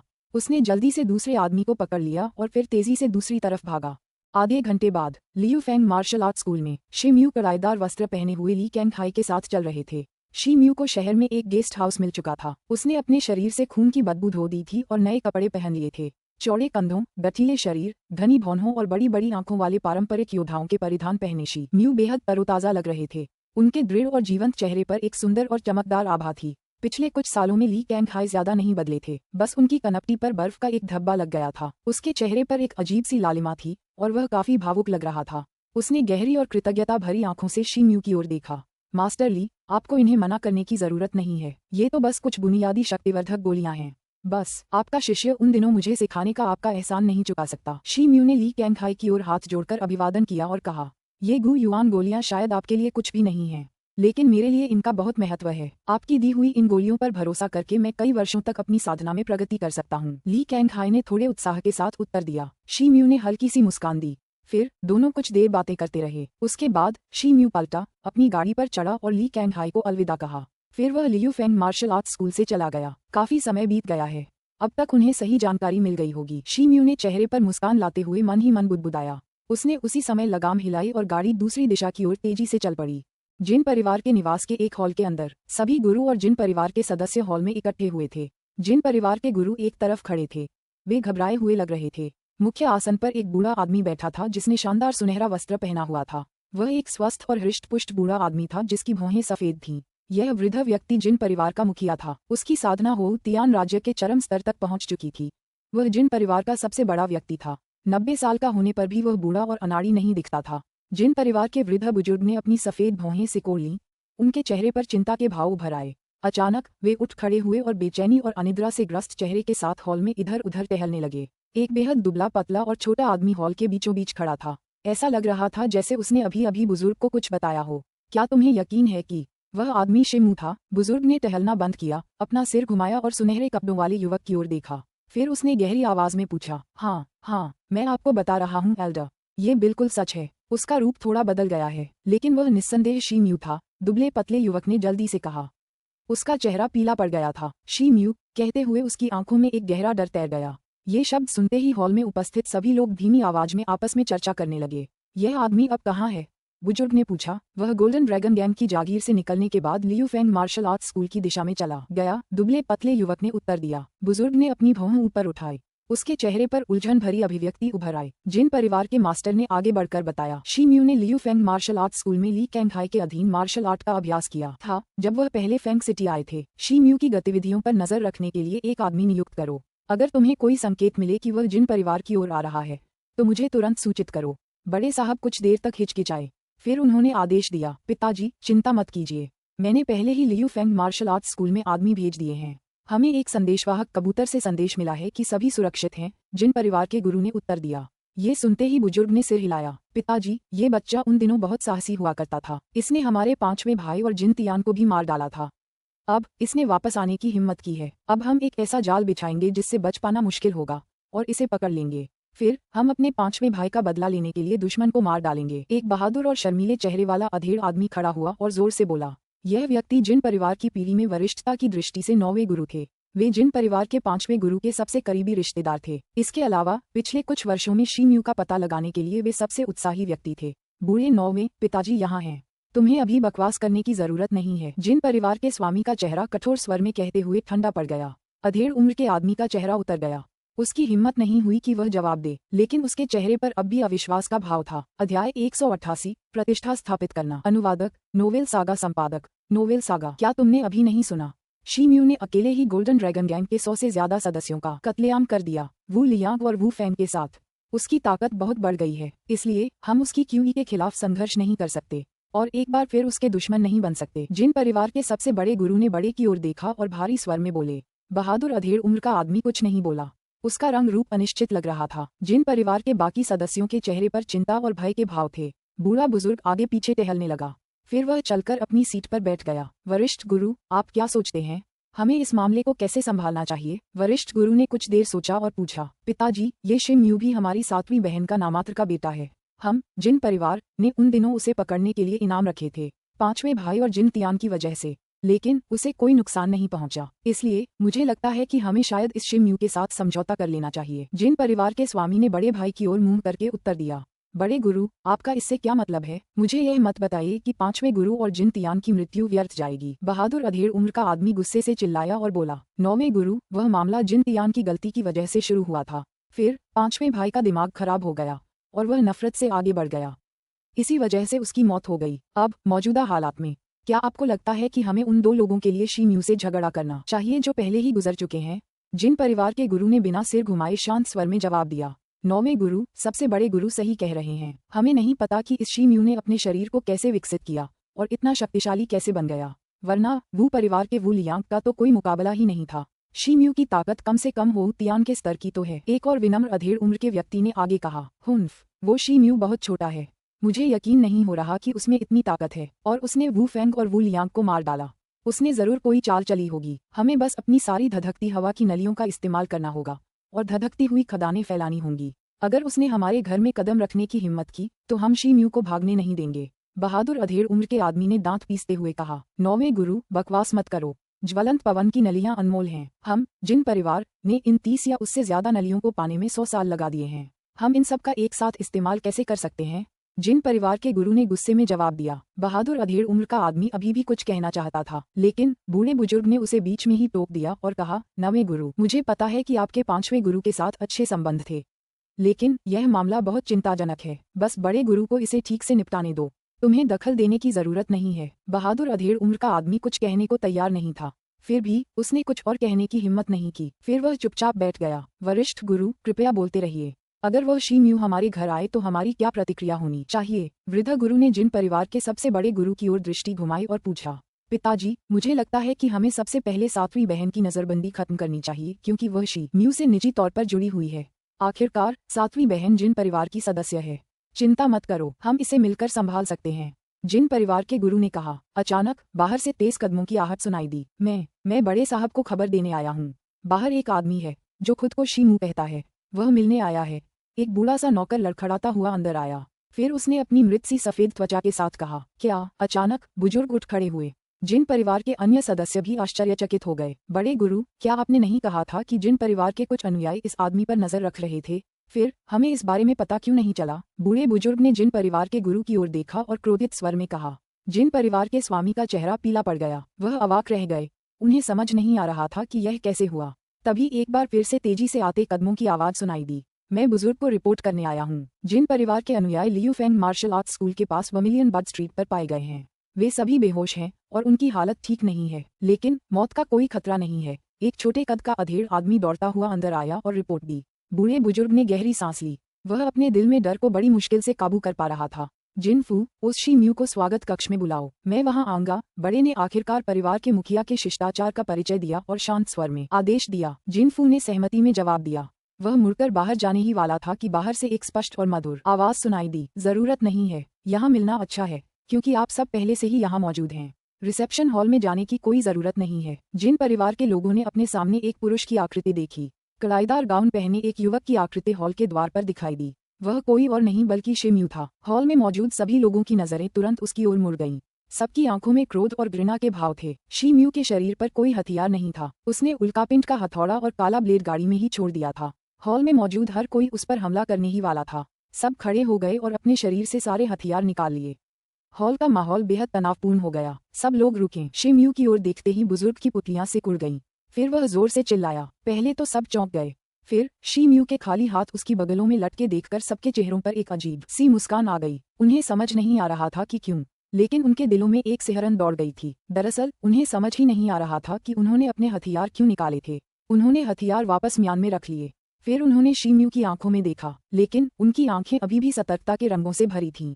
महामहिम, क्या आप शिम्यू हैं? बूढ़े बुजुर्ग ने शिम्यू की ओर देखा और कहा, हाँ, मैं ही हूँ। महाराज जरूर बड़े होंगे। शिम्यू ने एक कदम बढ़ाया और हॉल में दाखिल हुआ। फिर उसने गंभीर स्वर में हंसते हुए जवाब दिया। बूढ़े बुजुर्ग ने शिम्यू की ओर देखा और उसके पास गए। उसकी आंखों के बाहरी कोने टिमटिमा रहे थे और उसका पूरा शरीर घनी असली क्यूई से ढक गया था। शिम्यू की साधना अभी होऊ तियान क्षेत्र के अंतिम चरण में ही थी, लेकिन उसके आसपास एक विशाल और दमनकारी भावना थी जिसे शब्दों में बयां नहीं किया जा सकता। दरअसल ऐसा लग रहा था कि सभी किसी विशालकाय प्राणी का सामना कर रहे हैं, किसी युद्ध कला के योद्धा का नहीं। इससे वे डर के मारे कांप रहे थे। पुराने बुजुर्ग का संस्कार भी कमतर नहीं था, लेकिन शी म्यू ने 3 सिर वाले अशुभ अजगर की राक्षसी आत्मा को अपने अंदर समाहित कर लिया था। इसलिए उसके कुलदेवता साधना के कारण उसके शरीर के चारों ओर एक क्रूर जानवर का सा आभामंडल था। इससे सभी पुरुष कांप उठते थे। हे, तो आप शी म्यू हैं। मैं जिन परिवार का सबसे बड़ा गुरु हूँ। आप हमारी 7वीं बहन के पालक पुत्र हैं, तो आप भी हमारे जिन परिवार के सदस्य हैं। आइए, मैं आपको हमारे परिवार के कुछ बुजुर्गों से मिलवाता हूँ। जिन परिवार के गुरु ने चेहरे पर एक बड़ी मुस्कान के साथ शी म्यू का स्वागत किया। बुजुर्गों, शी म्यू ने हॉल में उपस्थित सभी लोगों को तिरस्कार से देखा। मैं जिन परिवार के बुजुर्गों में सिर्फ आंटी जेन को जानता हूँ। मैंने सुना है कि आपने उन पर अपना गुस्सा निकाला था और उन्हें कैद कर लिया था, क्योंकि मैंने उन दिनों जिन तियान और 5वें गुरु जिन को मार डाला था। क्या ये सच है? शी म्यू का चेहरा ठंडा पड़ गया। उसने बुजुर्ग की ओर देखा और रूखे अंदाज में पूछा। बूढ़े बुजुर्ग को मन ही मन गुस्सा आया। उसका रंग जले हुए तवे के तले जैसा काला पड़ गया। शी म्यू आक्रामक अंदाज में हॉल में घुसने लगा। फैंग शहर में भी बुजुर्ग एक जाने माने व्यक्ति थे। दशकों से उन्हें एक सम्माननीय व्यक्ति के रूप में जाना जाता था, लेकिन किसी युवा ने कभी इस तरह उनका मजाक नहीं उड़ाया था। उसने हल्की सांस छोड़ी। ऐसा लगा जैसे वह कुछ कहने वाला है। अचानक एक काली तलवार जैसी परछाई एक तरफ से प्रकट हुई। वह चुपचाप शी म्यू की पीठ की ओर आए। वह जिन परिवार का 9वां गुरु था। वह शी म्यू के पीछे खड़ा था, इसलिए जैसे ही उसने शी म्यू को बूढ़े बुजुर्ग से बात करते देखा, वह उसे मारने के लिए दौड़ पड़ा। जिन परिवार के 9वें गुरु एक मध्यम अवस्था वाले हो तियान योद्धा थे। उनकी तलवार छाया कौशल काफी शक्तिशाली थे। फैंग शहर में उनकी अच्छी प्रतिष्ठा थी। उनका आश्चर्यजनक आक्रमण काफी भयंकर और स्थिर था। एक अंतिम अवस्था वाले हो तियान योद्धा के लिए इतनी नजदीकी से हुए इस हमले से बच निकलना असंभव था। इसके अलावा उसके हाथ में जो काली तलवार थी, उससे एक हल्की सी काली रोशनी निकल रही थी। उस पर एक जानलेवा जहर लगा था, ब्लड सील थ्रोट। अगर वह उसकी त्वचा में घुस जाती तो शी म्यू जमीन पर गिर पड़ता और फिर कभी उठ नहीं पाता। बुजुर्ग की आंखों में एक तेज रोशनी चमक उठी। उसका दिल तुरंत धड़क उठा। अचानक वह जोर से चिल्लाया। फिर उसके हाथ में एक ठंडी रोशनी कौंधी और एक तलवार, जो विलो के पत्ते जितनी पतली थी, और एक मूठ जो उंगली जितनी चौड़ी थी, निकल आए। एक तलवार की रोशनी चमकी और 10 पतली ठंडी रोशनियां निकलीं। वे कान फाड़ देने वाली तलवार की हवा जैसी आवाज निकालते हुए शी म्यू की ओर तेजी से बढ़ीं। तलवार की रोशनी ने शी म्यू को चारों तरफ से घेर लिया था। उसके पास पीछे हटने का कोई रास्ता नहीं था। जिन परिवार के 9वें गुरु की तलवार की रोशनी उस समय उसकी पीठ से सिर्फ 3 इंच की दूरी पर थी। एल्डा की आंखों में एक मुस्कुराहट तैर गई। ऐसा लग रहा था कि शी म्यू आखिरकार एक खतरनाक स्थिति में फंस गया है। अचानक शी म्यू का शरीर एक ही झटके में कई छवियों में बदल गया। अगले ही पल ये सारी छवियां एक हो गईं। लेकिन शी म्यू अपनी जगह पर ही स्थिर खड़ा रहा। ऐसा लग रहा था जैसे वह अपनी जगह से हिला ही नहीं। 9वें गुरु के हाथ में काले ब्लेड की नोक शी म्यू के कपड़ों में घुस गई थी, लेकिन वह आगे नहीं बढ़ सका। अचानक 9वें गुरु के गले में एक खूनी छेद दिखाई दिया। ये पता नहीं चल सका कि यह कब और कैसे हुआ। छेद से खून की धार बह निकली, मानो कोई तीर हो। उनका मुंह आधा खुला हुआ था और उनके गले से अजीब सी आवाजें निकल रही थीं। फिर उनकी आंखों के भाव शांत हो गए और उनका शरीर जोर से जमीन पर गिर पड़ा। इस बीच बूढ़े बुजुर्ग का शरीर पीछे की ओर धकेला गया। धमाका, एक घुटन भरी आवाज गूंजी। फिर वह हॉल की दीवारों से जोर से टकराया, फिर लड़खड़ाकर जमीन पर गिर पड़ा। उसके हाथ में तलवार 2 टुकड़ों में टूट गई। अब वह तलवार का टूटा हुआ हिस्सा हाथ में पकड़े हुए था। उसकी छाती पर बंधे कपड़े टुकड़े टुकड़े हो गए थे। उसके वस्त्र के नीचे का मुलायम सुनहरा कवच अब नंगा हो गया था। उस मुलायम कवच पर गहरे जख्म के निशान थे। अचानक उसके मुंह के किनारों पर खून के निशान दिखाई देने लगे और उसका चेहरा सदमे से भर गया। स्वर्ण कवच, हम। शी म्यू ने जल्दी से अपने बाएं हाथ पर काले रंग के तराजू को छिपाया और उपहास किया। जिन परिवार के सभी लोग इन दोनों आदमियों के पीछे भागने ही वाले थे, लेकिन 9वें गुरु और बड़े गुरु पहले ही हार चुके थे, इसलिए बाकी लोग अपने अपने स्थानों पर ही रुके रहे। जिन परिवार का मुखिया तो बहुत ही साधारण है, वह तो वू परिवार के वू लियांग से भी कमतर है। शी म्यू ने बूढ़े बुजुर्ग की ओर देखा और तिरस्कार से मुस्कुराया। फिर उसने कहा। बुजुर्ग की आंखों में डर के निशान उभर आए। वह समझ नहीं पा रहा था कि शी म्यू ने अपनी ही तलवार से उस पर हमला कैसे किया। आखिरकार उसे अपनी और शी म्यू की क्षमताओं के बीच के अंतर का एहसास हुआ। अचानक शी म्यू ने उसकी ओर देखा। बूढ़ा बुजुर्ग किसी चूहे जैसा लग रहा था जिस पर कोई कोबरा कड़ी नजर रख रहा हो। उसका दिल कांप उठा। तुम क्या चाहते हो? जिन परिवार के बूढ़े बुजुर्ग थोड़े उदास दिखे। उन्होंने भारी आवाज में पूछा। चिंता मत करो, मैं फैंग सिटी में तुम्हें मारने के इरादे से नहीं आया हूँ। मैं आंटी जेन से मिलने आया हूँ, शी म्यू ने उदास स्वर में उत्तर दिया।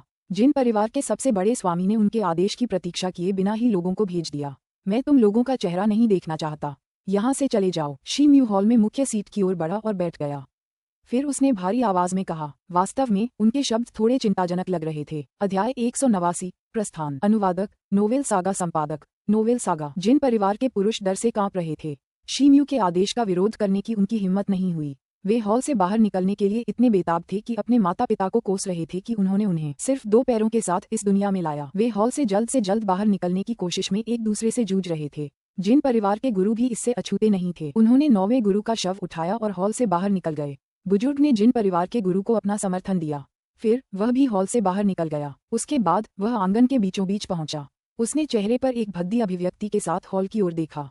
उसकी आंखों में एक भयावह भाव उभर आया। जिन परिवार के दूसरे सदस्यों ने देखा कि बुजुर्ग और जिन गुरु अभी तक वहां से नहीं गए हैं, वे निराशा से एक दूसरे को देखने लगे, लेकिन उनके पास बाहर इंतजार करने के अलावा कोई चारा नहीं था। शी म्यू हॉल में अकेला बैठा था। उसने आराम करने के लिए आंखें बंद कर लीं। थोड़ी देर बाद बाहर से हल्के और मनमोहक कदमों की आहट सुनाई दी। आवाज सुनते ही शी म्यू ने आंखें खोलीं। तभी हॉल के प्रवेश द्वार पर आंटी जेन की एक आकृति दिखाई दी। शी म्यू ने आंटी जेन को कई सालों से नहीं देखा था, लेकिन इन सालों में उनकी शक्ल सूरत में ज्यादा बदलाव नहीं आया था। घर में नजरबंदी की वजह से उनका चेहरा बेरंग और पीला पड़ गया था। शी म्यू पहले तो अपनी क्यूई भी नहीं पहचान पाई थी। चाची जेन। शी म्यू जल्दी से खड़ा हो गया। क्या तुम सच में शी म्यू हो? आंटी जेन शी म्यू के पास आईं और उसे परखा। उन्हें अब भी यकीन नहीं हो रहा था कि शी म्यू उनके सामने खड़ा है। फिर उन्होंने हिचकिचाते हुए पूछा। शी म्यू 14 या 15 साल का था जब उसने फैंग सिटी छोड़ा था। अब वह लगभग 20 साल का हो गया था। इसके अलावा उसे काले दानव संप्रदाय और बर्बर बंजर भूमि में कई अनुभव हो चुके थे, इसलिए उसका कद और रंग बहुत बदल गया था। कोई आश्चर्य नहीं कि आंटी जेन उसे पहचान नहीं पाई। आंटी जेन, मैं हूँ। आपको इतने साल मेरी वजह से तकलीफ उठानी पड़ी। मुझे दिल से बहुत अफसोस हो रहा है। शी म्यू ने मुस्कुराते हुए माफी मांगने वाले लहजे में जवाब दिया। मूर्ख बच्चे, मुझे लगता है कि मैं तुम्हारा कुछ एहसानमंद हूँ, क्योंकि उस समय जो कुछ भी हुआ उससे मैं तुम्हें बचा नहीं सकी। सौभाग्य से तुम्हारा दुर्भाग्य एक वरदान में बदल गया है, वरना मैं स्वर्ग में तुम्हारे पिता का सामना कैसे कर पाती। आंटी जेन ने सिर हिलाया और आह भरी। फिर दोनों ने एक दूसरे को बधाई दी। वे एक दूसरे के साथ काफी घुल मिल गए। आंटी जेन ने शी म्यू से उसके पिछले कुछ सालों के जीवन के बारे में पूछा। शी म्यू ने कुछ भी नहीं छिपाया, बल्कि पिछले कुछ सालों के अपने अनुभवों के बारे में उन्हें बताया। आंटी जेन शी म्यू की कहानियां सुनते सुनते और भी ज्यादा हैरान होती गईं। उन्होंने कभी सोचा भी नहीं था कि शी म्यू कुछ ही सालों में इतनी सारी चीजें अनुभव कर लेगा। उसकी साधना हो तियान की उन्नत अवस्था तक पहुंच चुकी थी, जबकि वह हो तियान की एक उत्कृष्ट योद्धा थी। हालांकि उसकी ताकत अभी भी उसके मुकाबले ज्यादा नहीं थी। यह सही है। क्या सिस्टर यू हुआन अभी घर पर हैं? शी म्यू ने थोड़ी देर बाद पूछा। तुम्हारे जाने के कुछ ही समय बाद यू हुआन का दाखिला काय युआन मार्शल आर्ट्स स्कूल में हो गया। बर्बर जाति के आक्रमण के कारण वह पिछले 2-3 सालों से घर नहीं लौटी है। चाची जेन की आंखें अपनी बेटी को याद करती हुई लग रही थीं। आंटी जेन, लगता है आपको पता ही नहीं है कि मानव और बर्बर जातियों ने गठबंधन कर लिया है, इसलिए कुछ समय तक इन दोनों जातियों के बीच कोई युद्ध नहीं होगा। बहन यू हुआन जल्द ही आपसे मिलने वापस आ सकती हैं। शी म्यू ने कुछ सोचने के बाद उनसे कहा।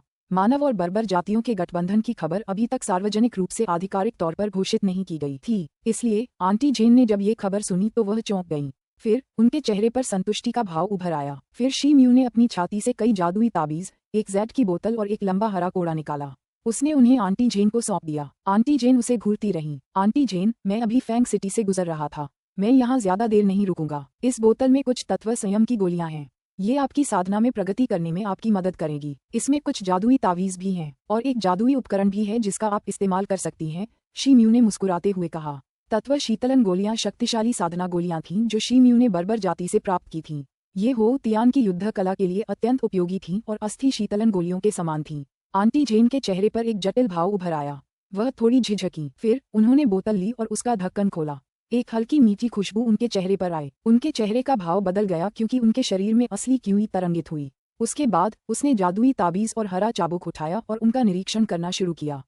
वह हैरान रह गई। शी म्यू द्वारा प्रदान किए गए जादुई मंत्र निम्न स्तरीय थे, लेकिन उनकी कीमत बहुत ज्यादा थी। जिन परिवार बहुत अमीर था, लेकिन वह एक साथ इतने सारे निम्न स्तरीय जादुई मंत्रों को अपने पास नहीं रख सकता था। लंबा हरा चाबुक एक जादुई औजार था जिसे भयंकर सांप जनजाति में परिष्कृत किया गया था। ये लगभग एक मध्यम स्तर के जादुई औजार के बराबर था। जिन परिवार में बहुत कम जादुई औजार थे, हालांकि उनके पास इस स्तर का एक भी जादुई औजार नहीं था। ये चीजें बेहद कीमती हैं। तुम्हें इन्हें वापस ले लेना चाहिए। तुम्हारी आंटी जेन इन्हें स्वीकार नहीं कर सकती। आंटी जेन ने चीजें शी म्यू को वापस दे दी।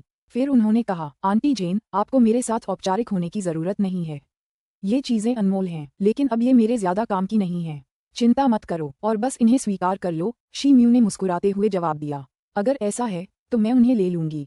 आंटी जेन थोड़ा हिचकिचाईं, लेकिन फिर उन्होंने वो चीजें ले लीं। शी म्यू मंद मंद मुस्कुराया। फिर उसे कुछ याद आया और उसने उदास भाव से कहा, आंटी जेन, एक बात है जिसमें मुझे आपकी मदद चाहिए। बताओ। तुम्हारी चाची जेन जब तक हो सकेगा तुम्हारी मदद करेगी। क्या ये संभव है कि आंटी जेन इन चीजों को गोल्डन ड्रैगन गैंग के सदस्यों के परिवारों में बांटने में मेरी मदद करें? शी म्यू ने अपनी छाती से एक चांदी का नोट और सुनहरे पत्ते निकाले और उन्हें आंटी जेन को थमा दिए। फिर उसने आंटी जेन को गोल्डन ड्रैगन गैंग और वू परिवार के मामले के बारे में बताया। शी म्यू ने बड़ी संख्या में लोगों की हत्या की थी। उन लोगों की हत्या करते समय वह फैंग ली के हार के नियंत्रण में था, लेकिन उसने उन लोगों को अपने हाथों से मारा था। वू परिवार के लोग दोषी थे और सजा के हकदार थे। गोल्डन ड्रैगन गैंग आमतौर पर अत्याचारी था, लेकिन वे मौत की सजा के हकदार नहीं थे। अब उनके परिवार अनाथों और विधवाओं से भरे हुए थे। शी म्यू ने उनके नुकसान की भरपाई करने की पूरी कोशिश करने का फैसला किया। उसने इस बारे में सोचा था और तय किया था कि इस काम के लिए सिर्फ आंटी जेन ही उपयुक्त हैं। आंटी जेन के चेहरे के भाव बदल गए। फिर उन्होंने सहमति में सिर हिलाया। बहुत बहुत शुक्रिया आंटी जेन। शी म्यू को दिल में सुकून महसूस हुआ। फिर वह कृतज्ञता से मुस्कुराया और खड़ा हो गया। शी म्यू, क्या तुम जा रहे हो? आंटी जेन उसे जाने देने के लिए तैयार नहीं थीं। हाँ आंटी जेन, मुझे उम्मीद है कि मैं आपसे फिर मिलूंगा। अपना ख्याल रखना। शी म्यू ने सिर हिलाया। फिर उसने आंटी जेन की ओर हाथ जोड़कर अभिवादन किया और हॉल से बाहर निकलने की ओर एक कदम आगे बढ़ा। जेन परिवार के लोग अभी भी आंगन के द्वार पर जमा थे। जैसे ही उन्होंने देखा कि शी म्यू बाहर आ रहा है, उनके चेहरे के भाव बदल गए। मैं तुम्हें आंटी जेन की खातिर छोड़ रहा हूँ। अगर मुझे कभी पता चला कि तुमने आंटी जेन और यू हुआन पर अपना गुस्सा निकालने की हिम्मत की है तो मैं वापस आऊंगा, चाहे मैं दुनिया के दूसरे छोर पर ही क्यों न रहूं। फिर मैं तुम्हें आसानी से नहीं जाने दूंगा, जैसे मैंने आज किया। शी म्यू ने अपनी नजर वहां मौजूद लोगों पर डाली। उसके बाद उसकी नजर एल्डर पर पड़ी। फिर उसने ठंडे स्वर में कहा, जेन परिवार का स्वामी घबरा गया। वह तुरंत मान गया। बड़े ने कुछ नहीं कहा। बाकी लोग भी ये देखकर मान गए। शी म्यू ने गेट से आंटी जेन की ओर मुड़कर देखा और सिर हिलाया। फिर उसकी आकृति चमकी और वह दीवार पर कूद गया। उसके बाद वह दूर कहीं गायब हो गया। आधे घंटे बाद एक काली गाड़ी फैंग शहर से रवाना हुई। शी म्यू ने मुड़कर शहर की ओर देखा। लगभग शाम हो चुकी थी। डूबते सूरज की आभा ने पूरे शहर को सुनहरी रोशनी की परत से धुंधला कर दिया था। शी म्यू का मन उदास लग रहा था। उसने जल्दी ही अपना सिर पीछे घुमा लिया। जैसे जैसे वह मार्शल आर्ट की खोज में आगे बढ़ता जाएगा, फैंग शहर के लोगों के साथ उसका संपर्क कम होता जाएगा। अचानक शी म्यू के दिल में अकेलेपन का एहसास हुआ। उसने पहले कभी ऐसा महसूस नहीं किया था। उसने अपनी भौहें ऊपर उठाईं और सड़क के पास एक बंजर पहाड़ी की ओर देखा। उसे पहाड़ी की चोटी पर एक जर्जर और पुराना मंदिर धुंधला सा दिखाई दिया। शी म्यू की आंखों में एक अजीब सा रंग दिखाई दिया। यह वही मंदिर था जहां उसकी पहली मुलाकात जोंग शियू और उसके पिता से हुई थी। जोंग शियू का चेहरा उसके दिमाग में उभर आया। जब से वह जल्दी में अपनी यात्रा पर निकला था, उसने उसे नहीं देखा था। शी म्यू एक पल के लिए स्थिर खड़ा रहा। फिर उसने अपने घोड़ों की लगाम हिलाई और अपनी गाड़ी की दिशा बदल दी। इसके बाद वह दक्षिण पश्चिम दिशा में अद्भुत ध्वनि संप्रदाय की ओर चल पड़ा। रात हो चुकी थी। गाड़ी एक जंगल में खड़ी थी। काले घोड़ों का एक जोड़ा एक पुराने पेड़ से बंधा हुआ था। शी म्यू ने अपने चेहरे पर थकावट का भाव प्रकट किया और एक विशाल पत्थर पर बैठ गया। शी म्यू की साधना के कारण उसके लिए इतनी आसानी से थकना असंभव था, लेकिन दिन के समय उसके शरीर में घुसी दुष्ट आत्मा के प्रभाव के कारण वह अत्यधिक थका हुआ महसूस करता था। शी म्यू ने एक गोली निकाली। वह उसे खाने ही वाला था कि उसकी नजर आसपास के जंगल पर पड़ी। फिर उसने अपनी भौहें सिकोड़ लीं। ये जगह शहर से बहुत दूर थी, लेकिन यह नहीं कहा जा सकता था कि यहाँ कोई खतरा नहीं था। अचानक शी म्यू के मन में यान लुओ का ख्याल आया। उसे समझ नहीं आ रहा था कि ऐसा क्यों हुआ। फिर उसके दिल में अपराध बोध उमड़ पड़ा। यान लुओ ने एक घातक प्रहार को रोक दिया था और उस दिन बहादुर योद्धाओं के पोर्टल के निषिद्ध क्षेत्र में 3 सिर वाले अशुभ जानवर से लड़ते समय गंभीर रूप से घायल हो गया था। उसके बाद शी म्यू निषिद्ध क्षेत्र से बाहर निकल गया।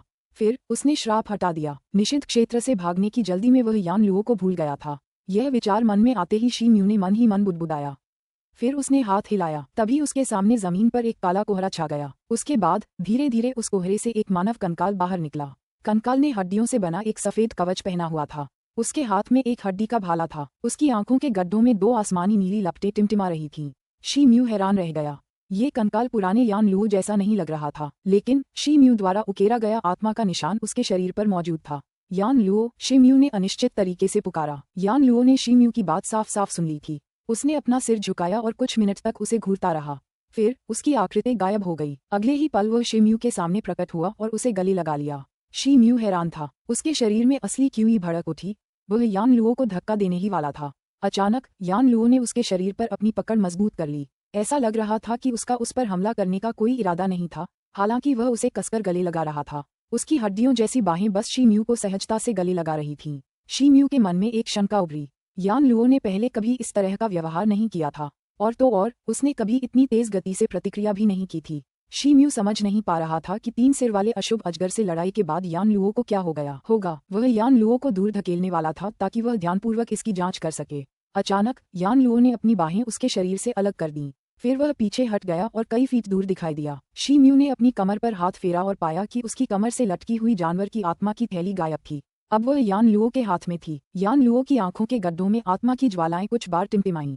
फिर उसने पशु आत्माओं की थैली खींची, अपना मुंह खोला और एक आकर्षक शक्ति उत्सर्जित की। पशु आत्माओं की हल्की गेंदें थैले से निकलकर यान लुओ के मुंह में बहने लगीं।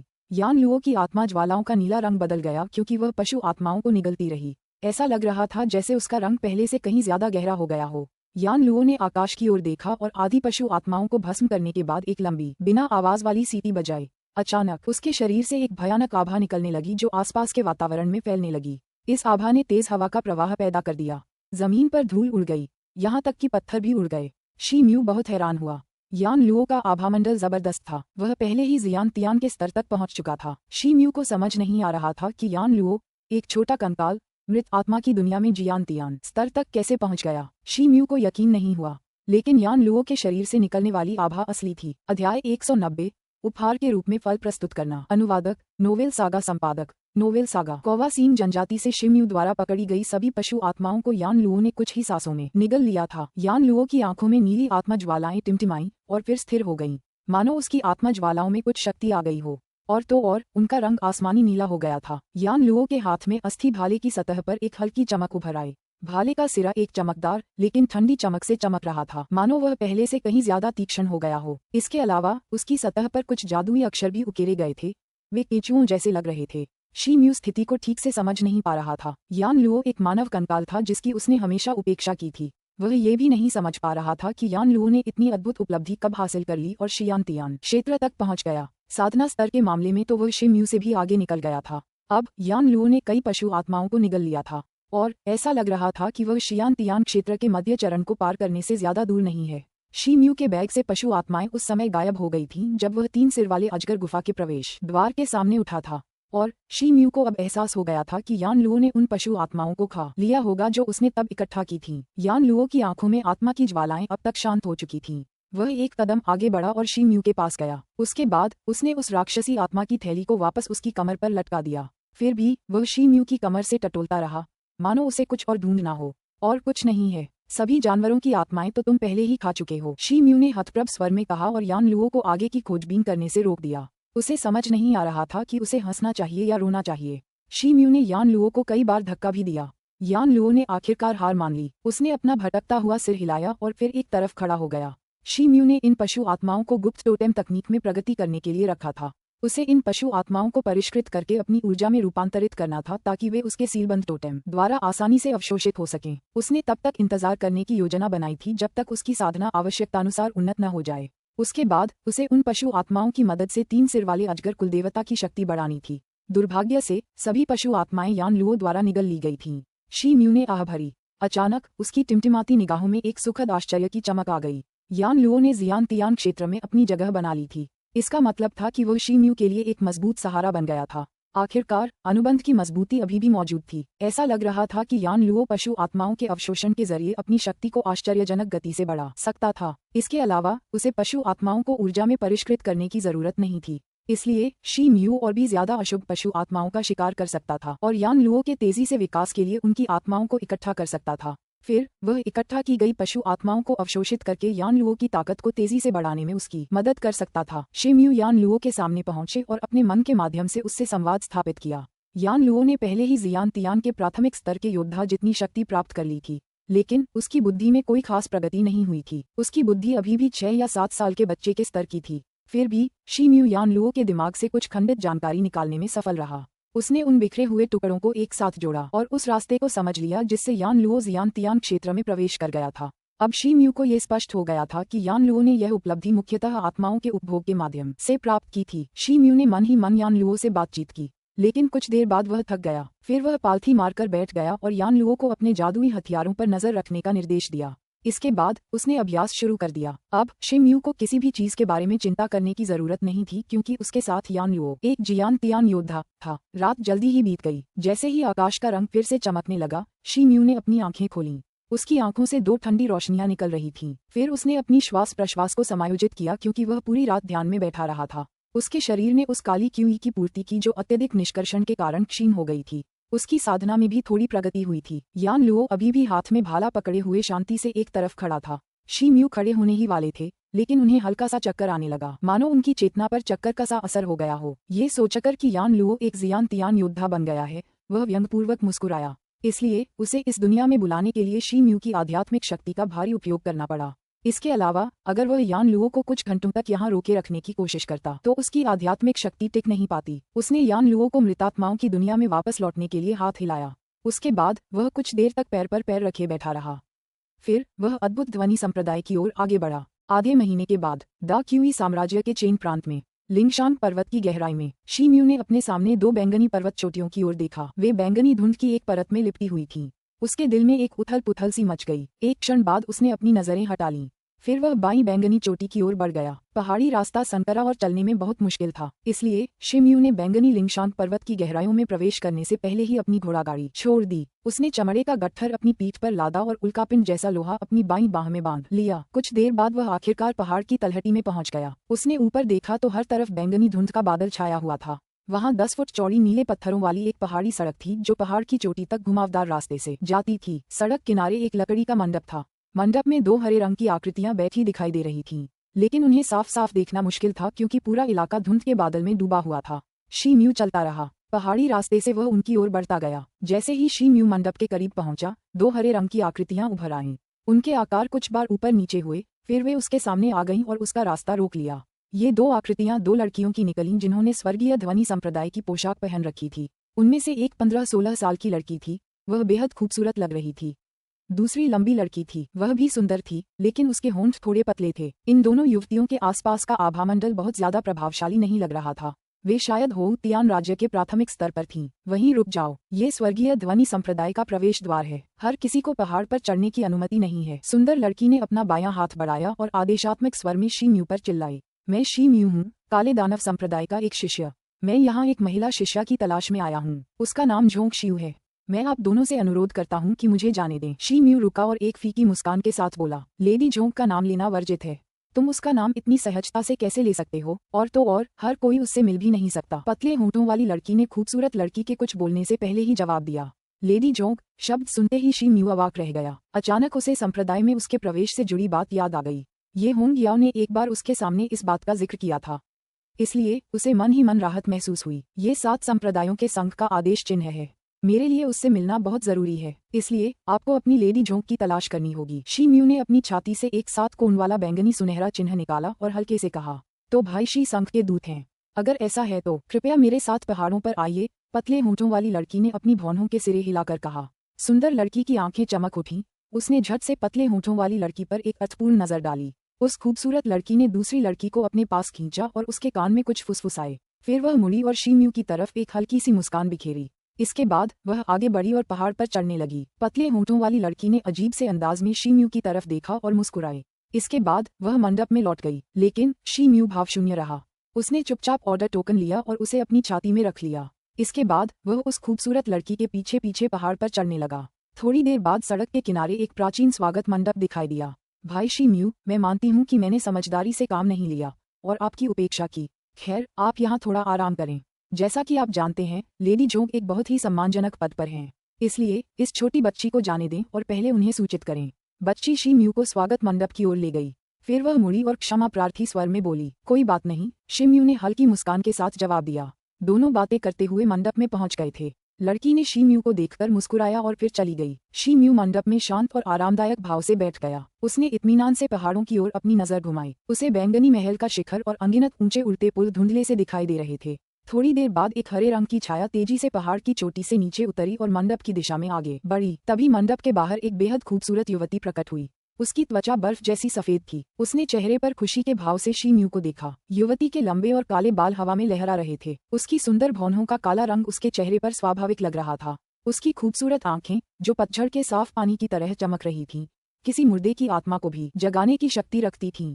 उसकी जैड जैसी परिष्कृत नाक उसके सुंदर चेहरे पर उभरी हुई थी। उसका शुद्ध श्वेत अंडाकार चेहरा बेहद नाजुक और सुंदर लग रहा था, मानो बर्फ का एक टुकड़ा हो। इसके अलावा उसका सुडौल और पतला शरीर, जो विलो के पेड़ जैसा लग रहा था, किसी स्वर्गीय परी जैसा लग रहा था। तुम जोंग शियू हो, तुम्हारे माथे पर जन्म चिन्ह कहाँ है? शी म्यू हक्का बक्का रह गया। उसने अवचेतन मन से पूछा। उसकी भौंहों के बीच की जगह जोंग शियू की भौंहों जैसी थी, वरना शी म्यू को यकीन ही नहीं होता कि यह बेमिसाल खूबसूरत लड़की उसके अतीत की वही शर्मीली और कमजोर बच्ची है। भाई शी, मैं जोंग शियू हूँ। मैंने अपने गुरु से 1000 ज़ैद ध्वनि तरंगों की कला सीखी है। जैसे ही मैंने इसका अभ्यास शुरू किया, मेरे माथे से जन्म चिन्ह धीरे धीरे गायब हो गया। क्या बात है, क्या मैं बदसूरत लग रहा हूँ? शी म्यू के चेहरे पर भाव देखकर उसकी पुतलियों में खुशी की एक झलक दिखाई दी। वह 3-4 कदम आगे बढ़ी और मंडप में प्रवेश किया। फिर वह शी म्यू के पास बैठ गई और एक चंचल मुस्कान के साथ जवाब दिया, ऐसा कुछ नहीं है। उस समय सिस्टर जोंग बहुत खूबसूरत लगती थीं। अब वह और भी ज्यादा खूबसूरत लग रही हैं, किसी परी जैसी। मैं आपको पहचान ही नहीं पाया था। मैंने कभी सोचा भी नहीं था कि आप कुछ ही सालों में होऊ तियान की चरम अवस्था तक पहुंच जाएंगी। अब आपको अपने भाई को अपने साथ आने देना चाहिए। शी म्यू ने जल्दी से अपना संयम वापस पा लिया। उन्हें लगा कि इस लड़की की साधना पहले ही होऊ तियान की चरम अवस्था तक पहुंच चुकी है। इसलिए उन्होंने अपनी नाक को छुआ और बोले, हे, मेरे बड़े भाई शी पहले से ही बहुत खतरनाक हैं, उनसे निपटना मुश्किल है। मैंने सुना है कि आप राजकुमारी हुओ वू को बर्बर लोगों के साथ गठबंधन बनाने में मदद करने के लिए बर्बर लोगों के निषिद्ध क्षेत्र में गए थे। आपने हमारी जाति के इतने बड़े संकट को सुलझाने में मदद की। आपने वास्तव में एक उल्लेखनीय योगदान दिया है। अब आप 7 बड़े संप्रदायों में एक प्रसिद्ध व्यक्ति बन गए हैं। जोंग शियू शी म्यू की आंखों में असाधारण चमक देखकर खिलखिलाकर हंस पड़ा।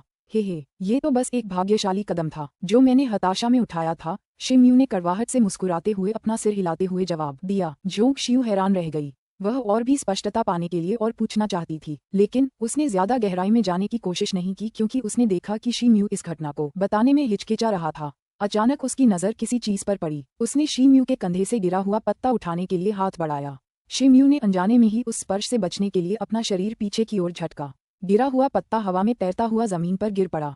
जोंग शियू का हाथ हवा में ही रुक गया। अचानक मंडप में अजीब सा माहौल छा गया। लेडी जोंग, अरे भाई शी, मैं एक बार आपको ढूंढने काले कछुए वाले संप्रदाय में गई थी, लेकिन मुझे पता चला कि उस दिन पड़ोसी देश के काले दानव संप्रदाय ने शिष्यों के एक समूह का अपहरण कर लिया था। जोंग शियू ने शांति से अपना हाथ पीछे खींच लिया और एक फीकी मुस्कान के साथ बोली। ये शब्द सुनकर शी म्यू भावुक हो गए। फिर उनकी बातचीत में पुरानी घटनाओं का सिलसिला शुरू हो गया। उनके बीच एक अजीब सा भाव था क्योंकि वे लंबे समय के बाद एक दूसरे से मिले थे, लेकिन जल्द ही वह अजीब सा भाव धीरे धीरे खत्म हो गया। फिर मंडप में रुक रुक कर हंसी और ठहाके गूंजने लगे। भाई शी, हम दोनों अब एक संप्रदाय में शामिल हो गए हैं और आधिकारिक तौर पर मार्शल आर्ट की दुनिया का हिस्सा बन गए हैं। लेकिन मेरे जीवन के सबसे सुखद पल वो थे जब हम जिनकी हवेली में साथ रहते थे। वैसे आपकी आगे की योजना क्या है? जोंग शियू की खूबसूरत आंखें घूम गईं और उसने डरावने अंदाज में कहा, सच कहूँ तो एक लड़की है जिसकी मैं बहुत प्रशंसा करता हूँ। मुझे अभी उसका नाम नहीं पता, लेकिन उसने एक बार कहा था कि 30 साल का होने से पहले जब मैं जियान तियान क्षेत्र पार कर लूंगा तो मैं उसे ढूंढने जा सकता हूँ। इसलिए मैं अपने संप्रदाय में वापस लौट जाऊंगा और साधना में ज्यादा समय लगाऊंगा। शी म्यू ने सिर खुजलाते हुए कहा, तो ऐसा ही है। तो मैं भाई शी को शियान तियान क्षेत्र में कदम रखने के लिए अपनी शुभकामनाएं देना चाहूंगी और फिर उस सुंदरता को खुशी से अपनाऊंगी जिसकी वह प्रशंसा करते हैं। मुझे भी जल्द ही शियान तियान क्षेत्र की अड़चनों पर प्रहार करना है, इसलिए मुझे नहीं पता कि हम फिर कब मिलेंगे। जोंग शियू की सजल आंखों में उदासी के भाव झलक रहे थे। फिर उसने चेहरे पर मुस्कान लाते हुए कहा, ओह यह सही है। ये बात तो लगभग मेरे दिमाग से निकल ही गई थी। लेडी जोंग, यह आपके लिए है। इससे आपको जियान तियान क्षेत्र की अड़चनों को पार करने में मदद मिलेगी। शी म्यू ने अपना सिर थपथपाया। फिर उसने अपनी छाती से मुट्ठी भर फल निकाला और उसे उसकी ओर बढ़ा दिया। भाई शी, ये मुझे मत बताना कि ये हरा फ्रॉस्ट फ्रूट है। ये बहुत कीमती चीज है, तुम्हें इसे अपने अभ्यास के लिए रखना चाहिए।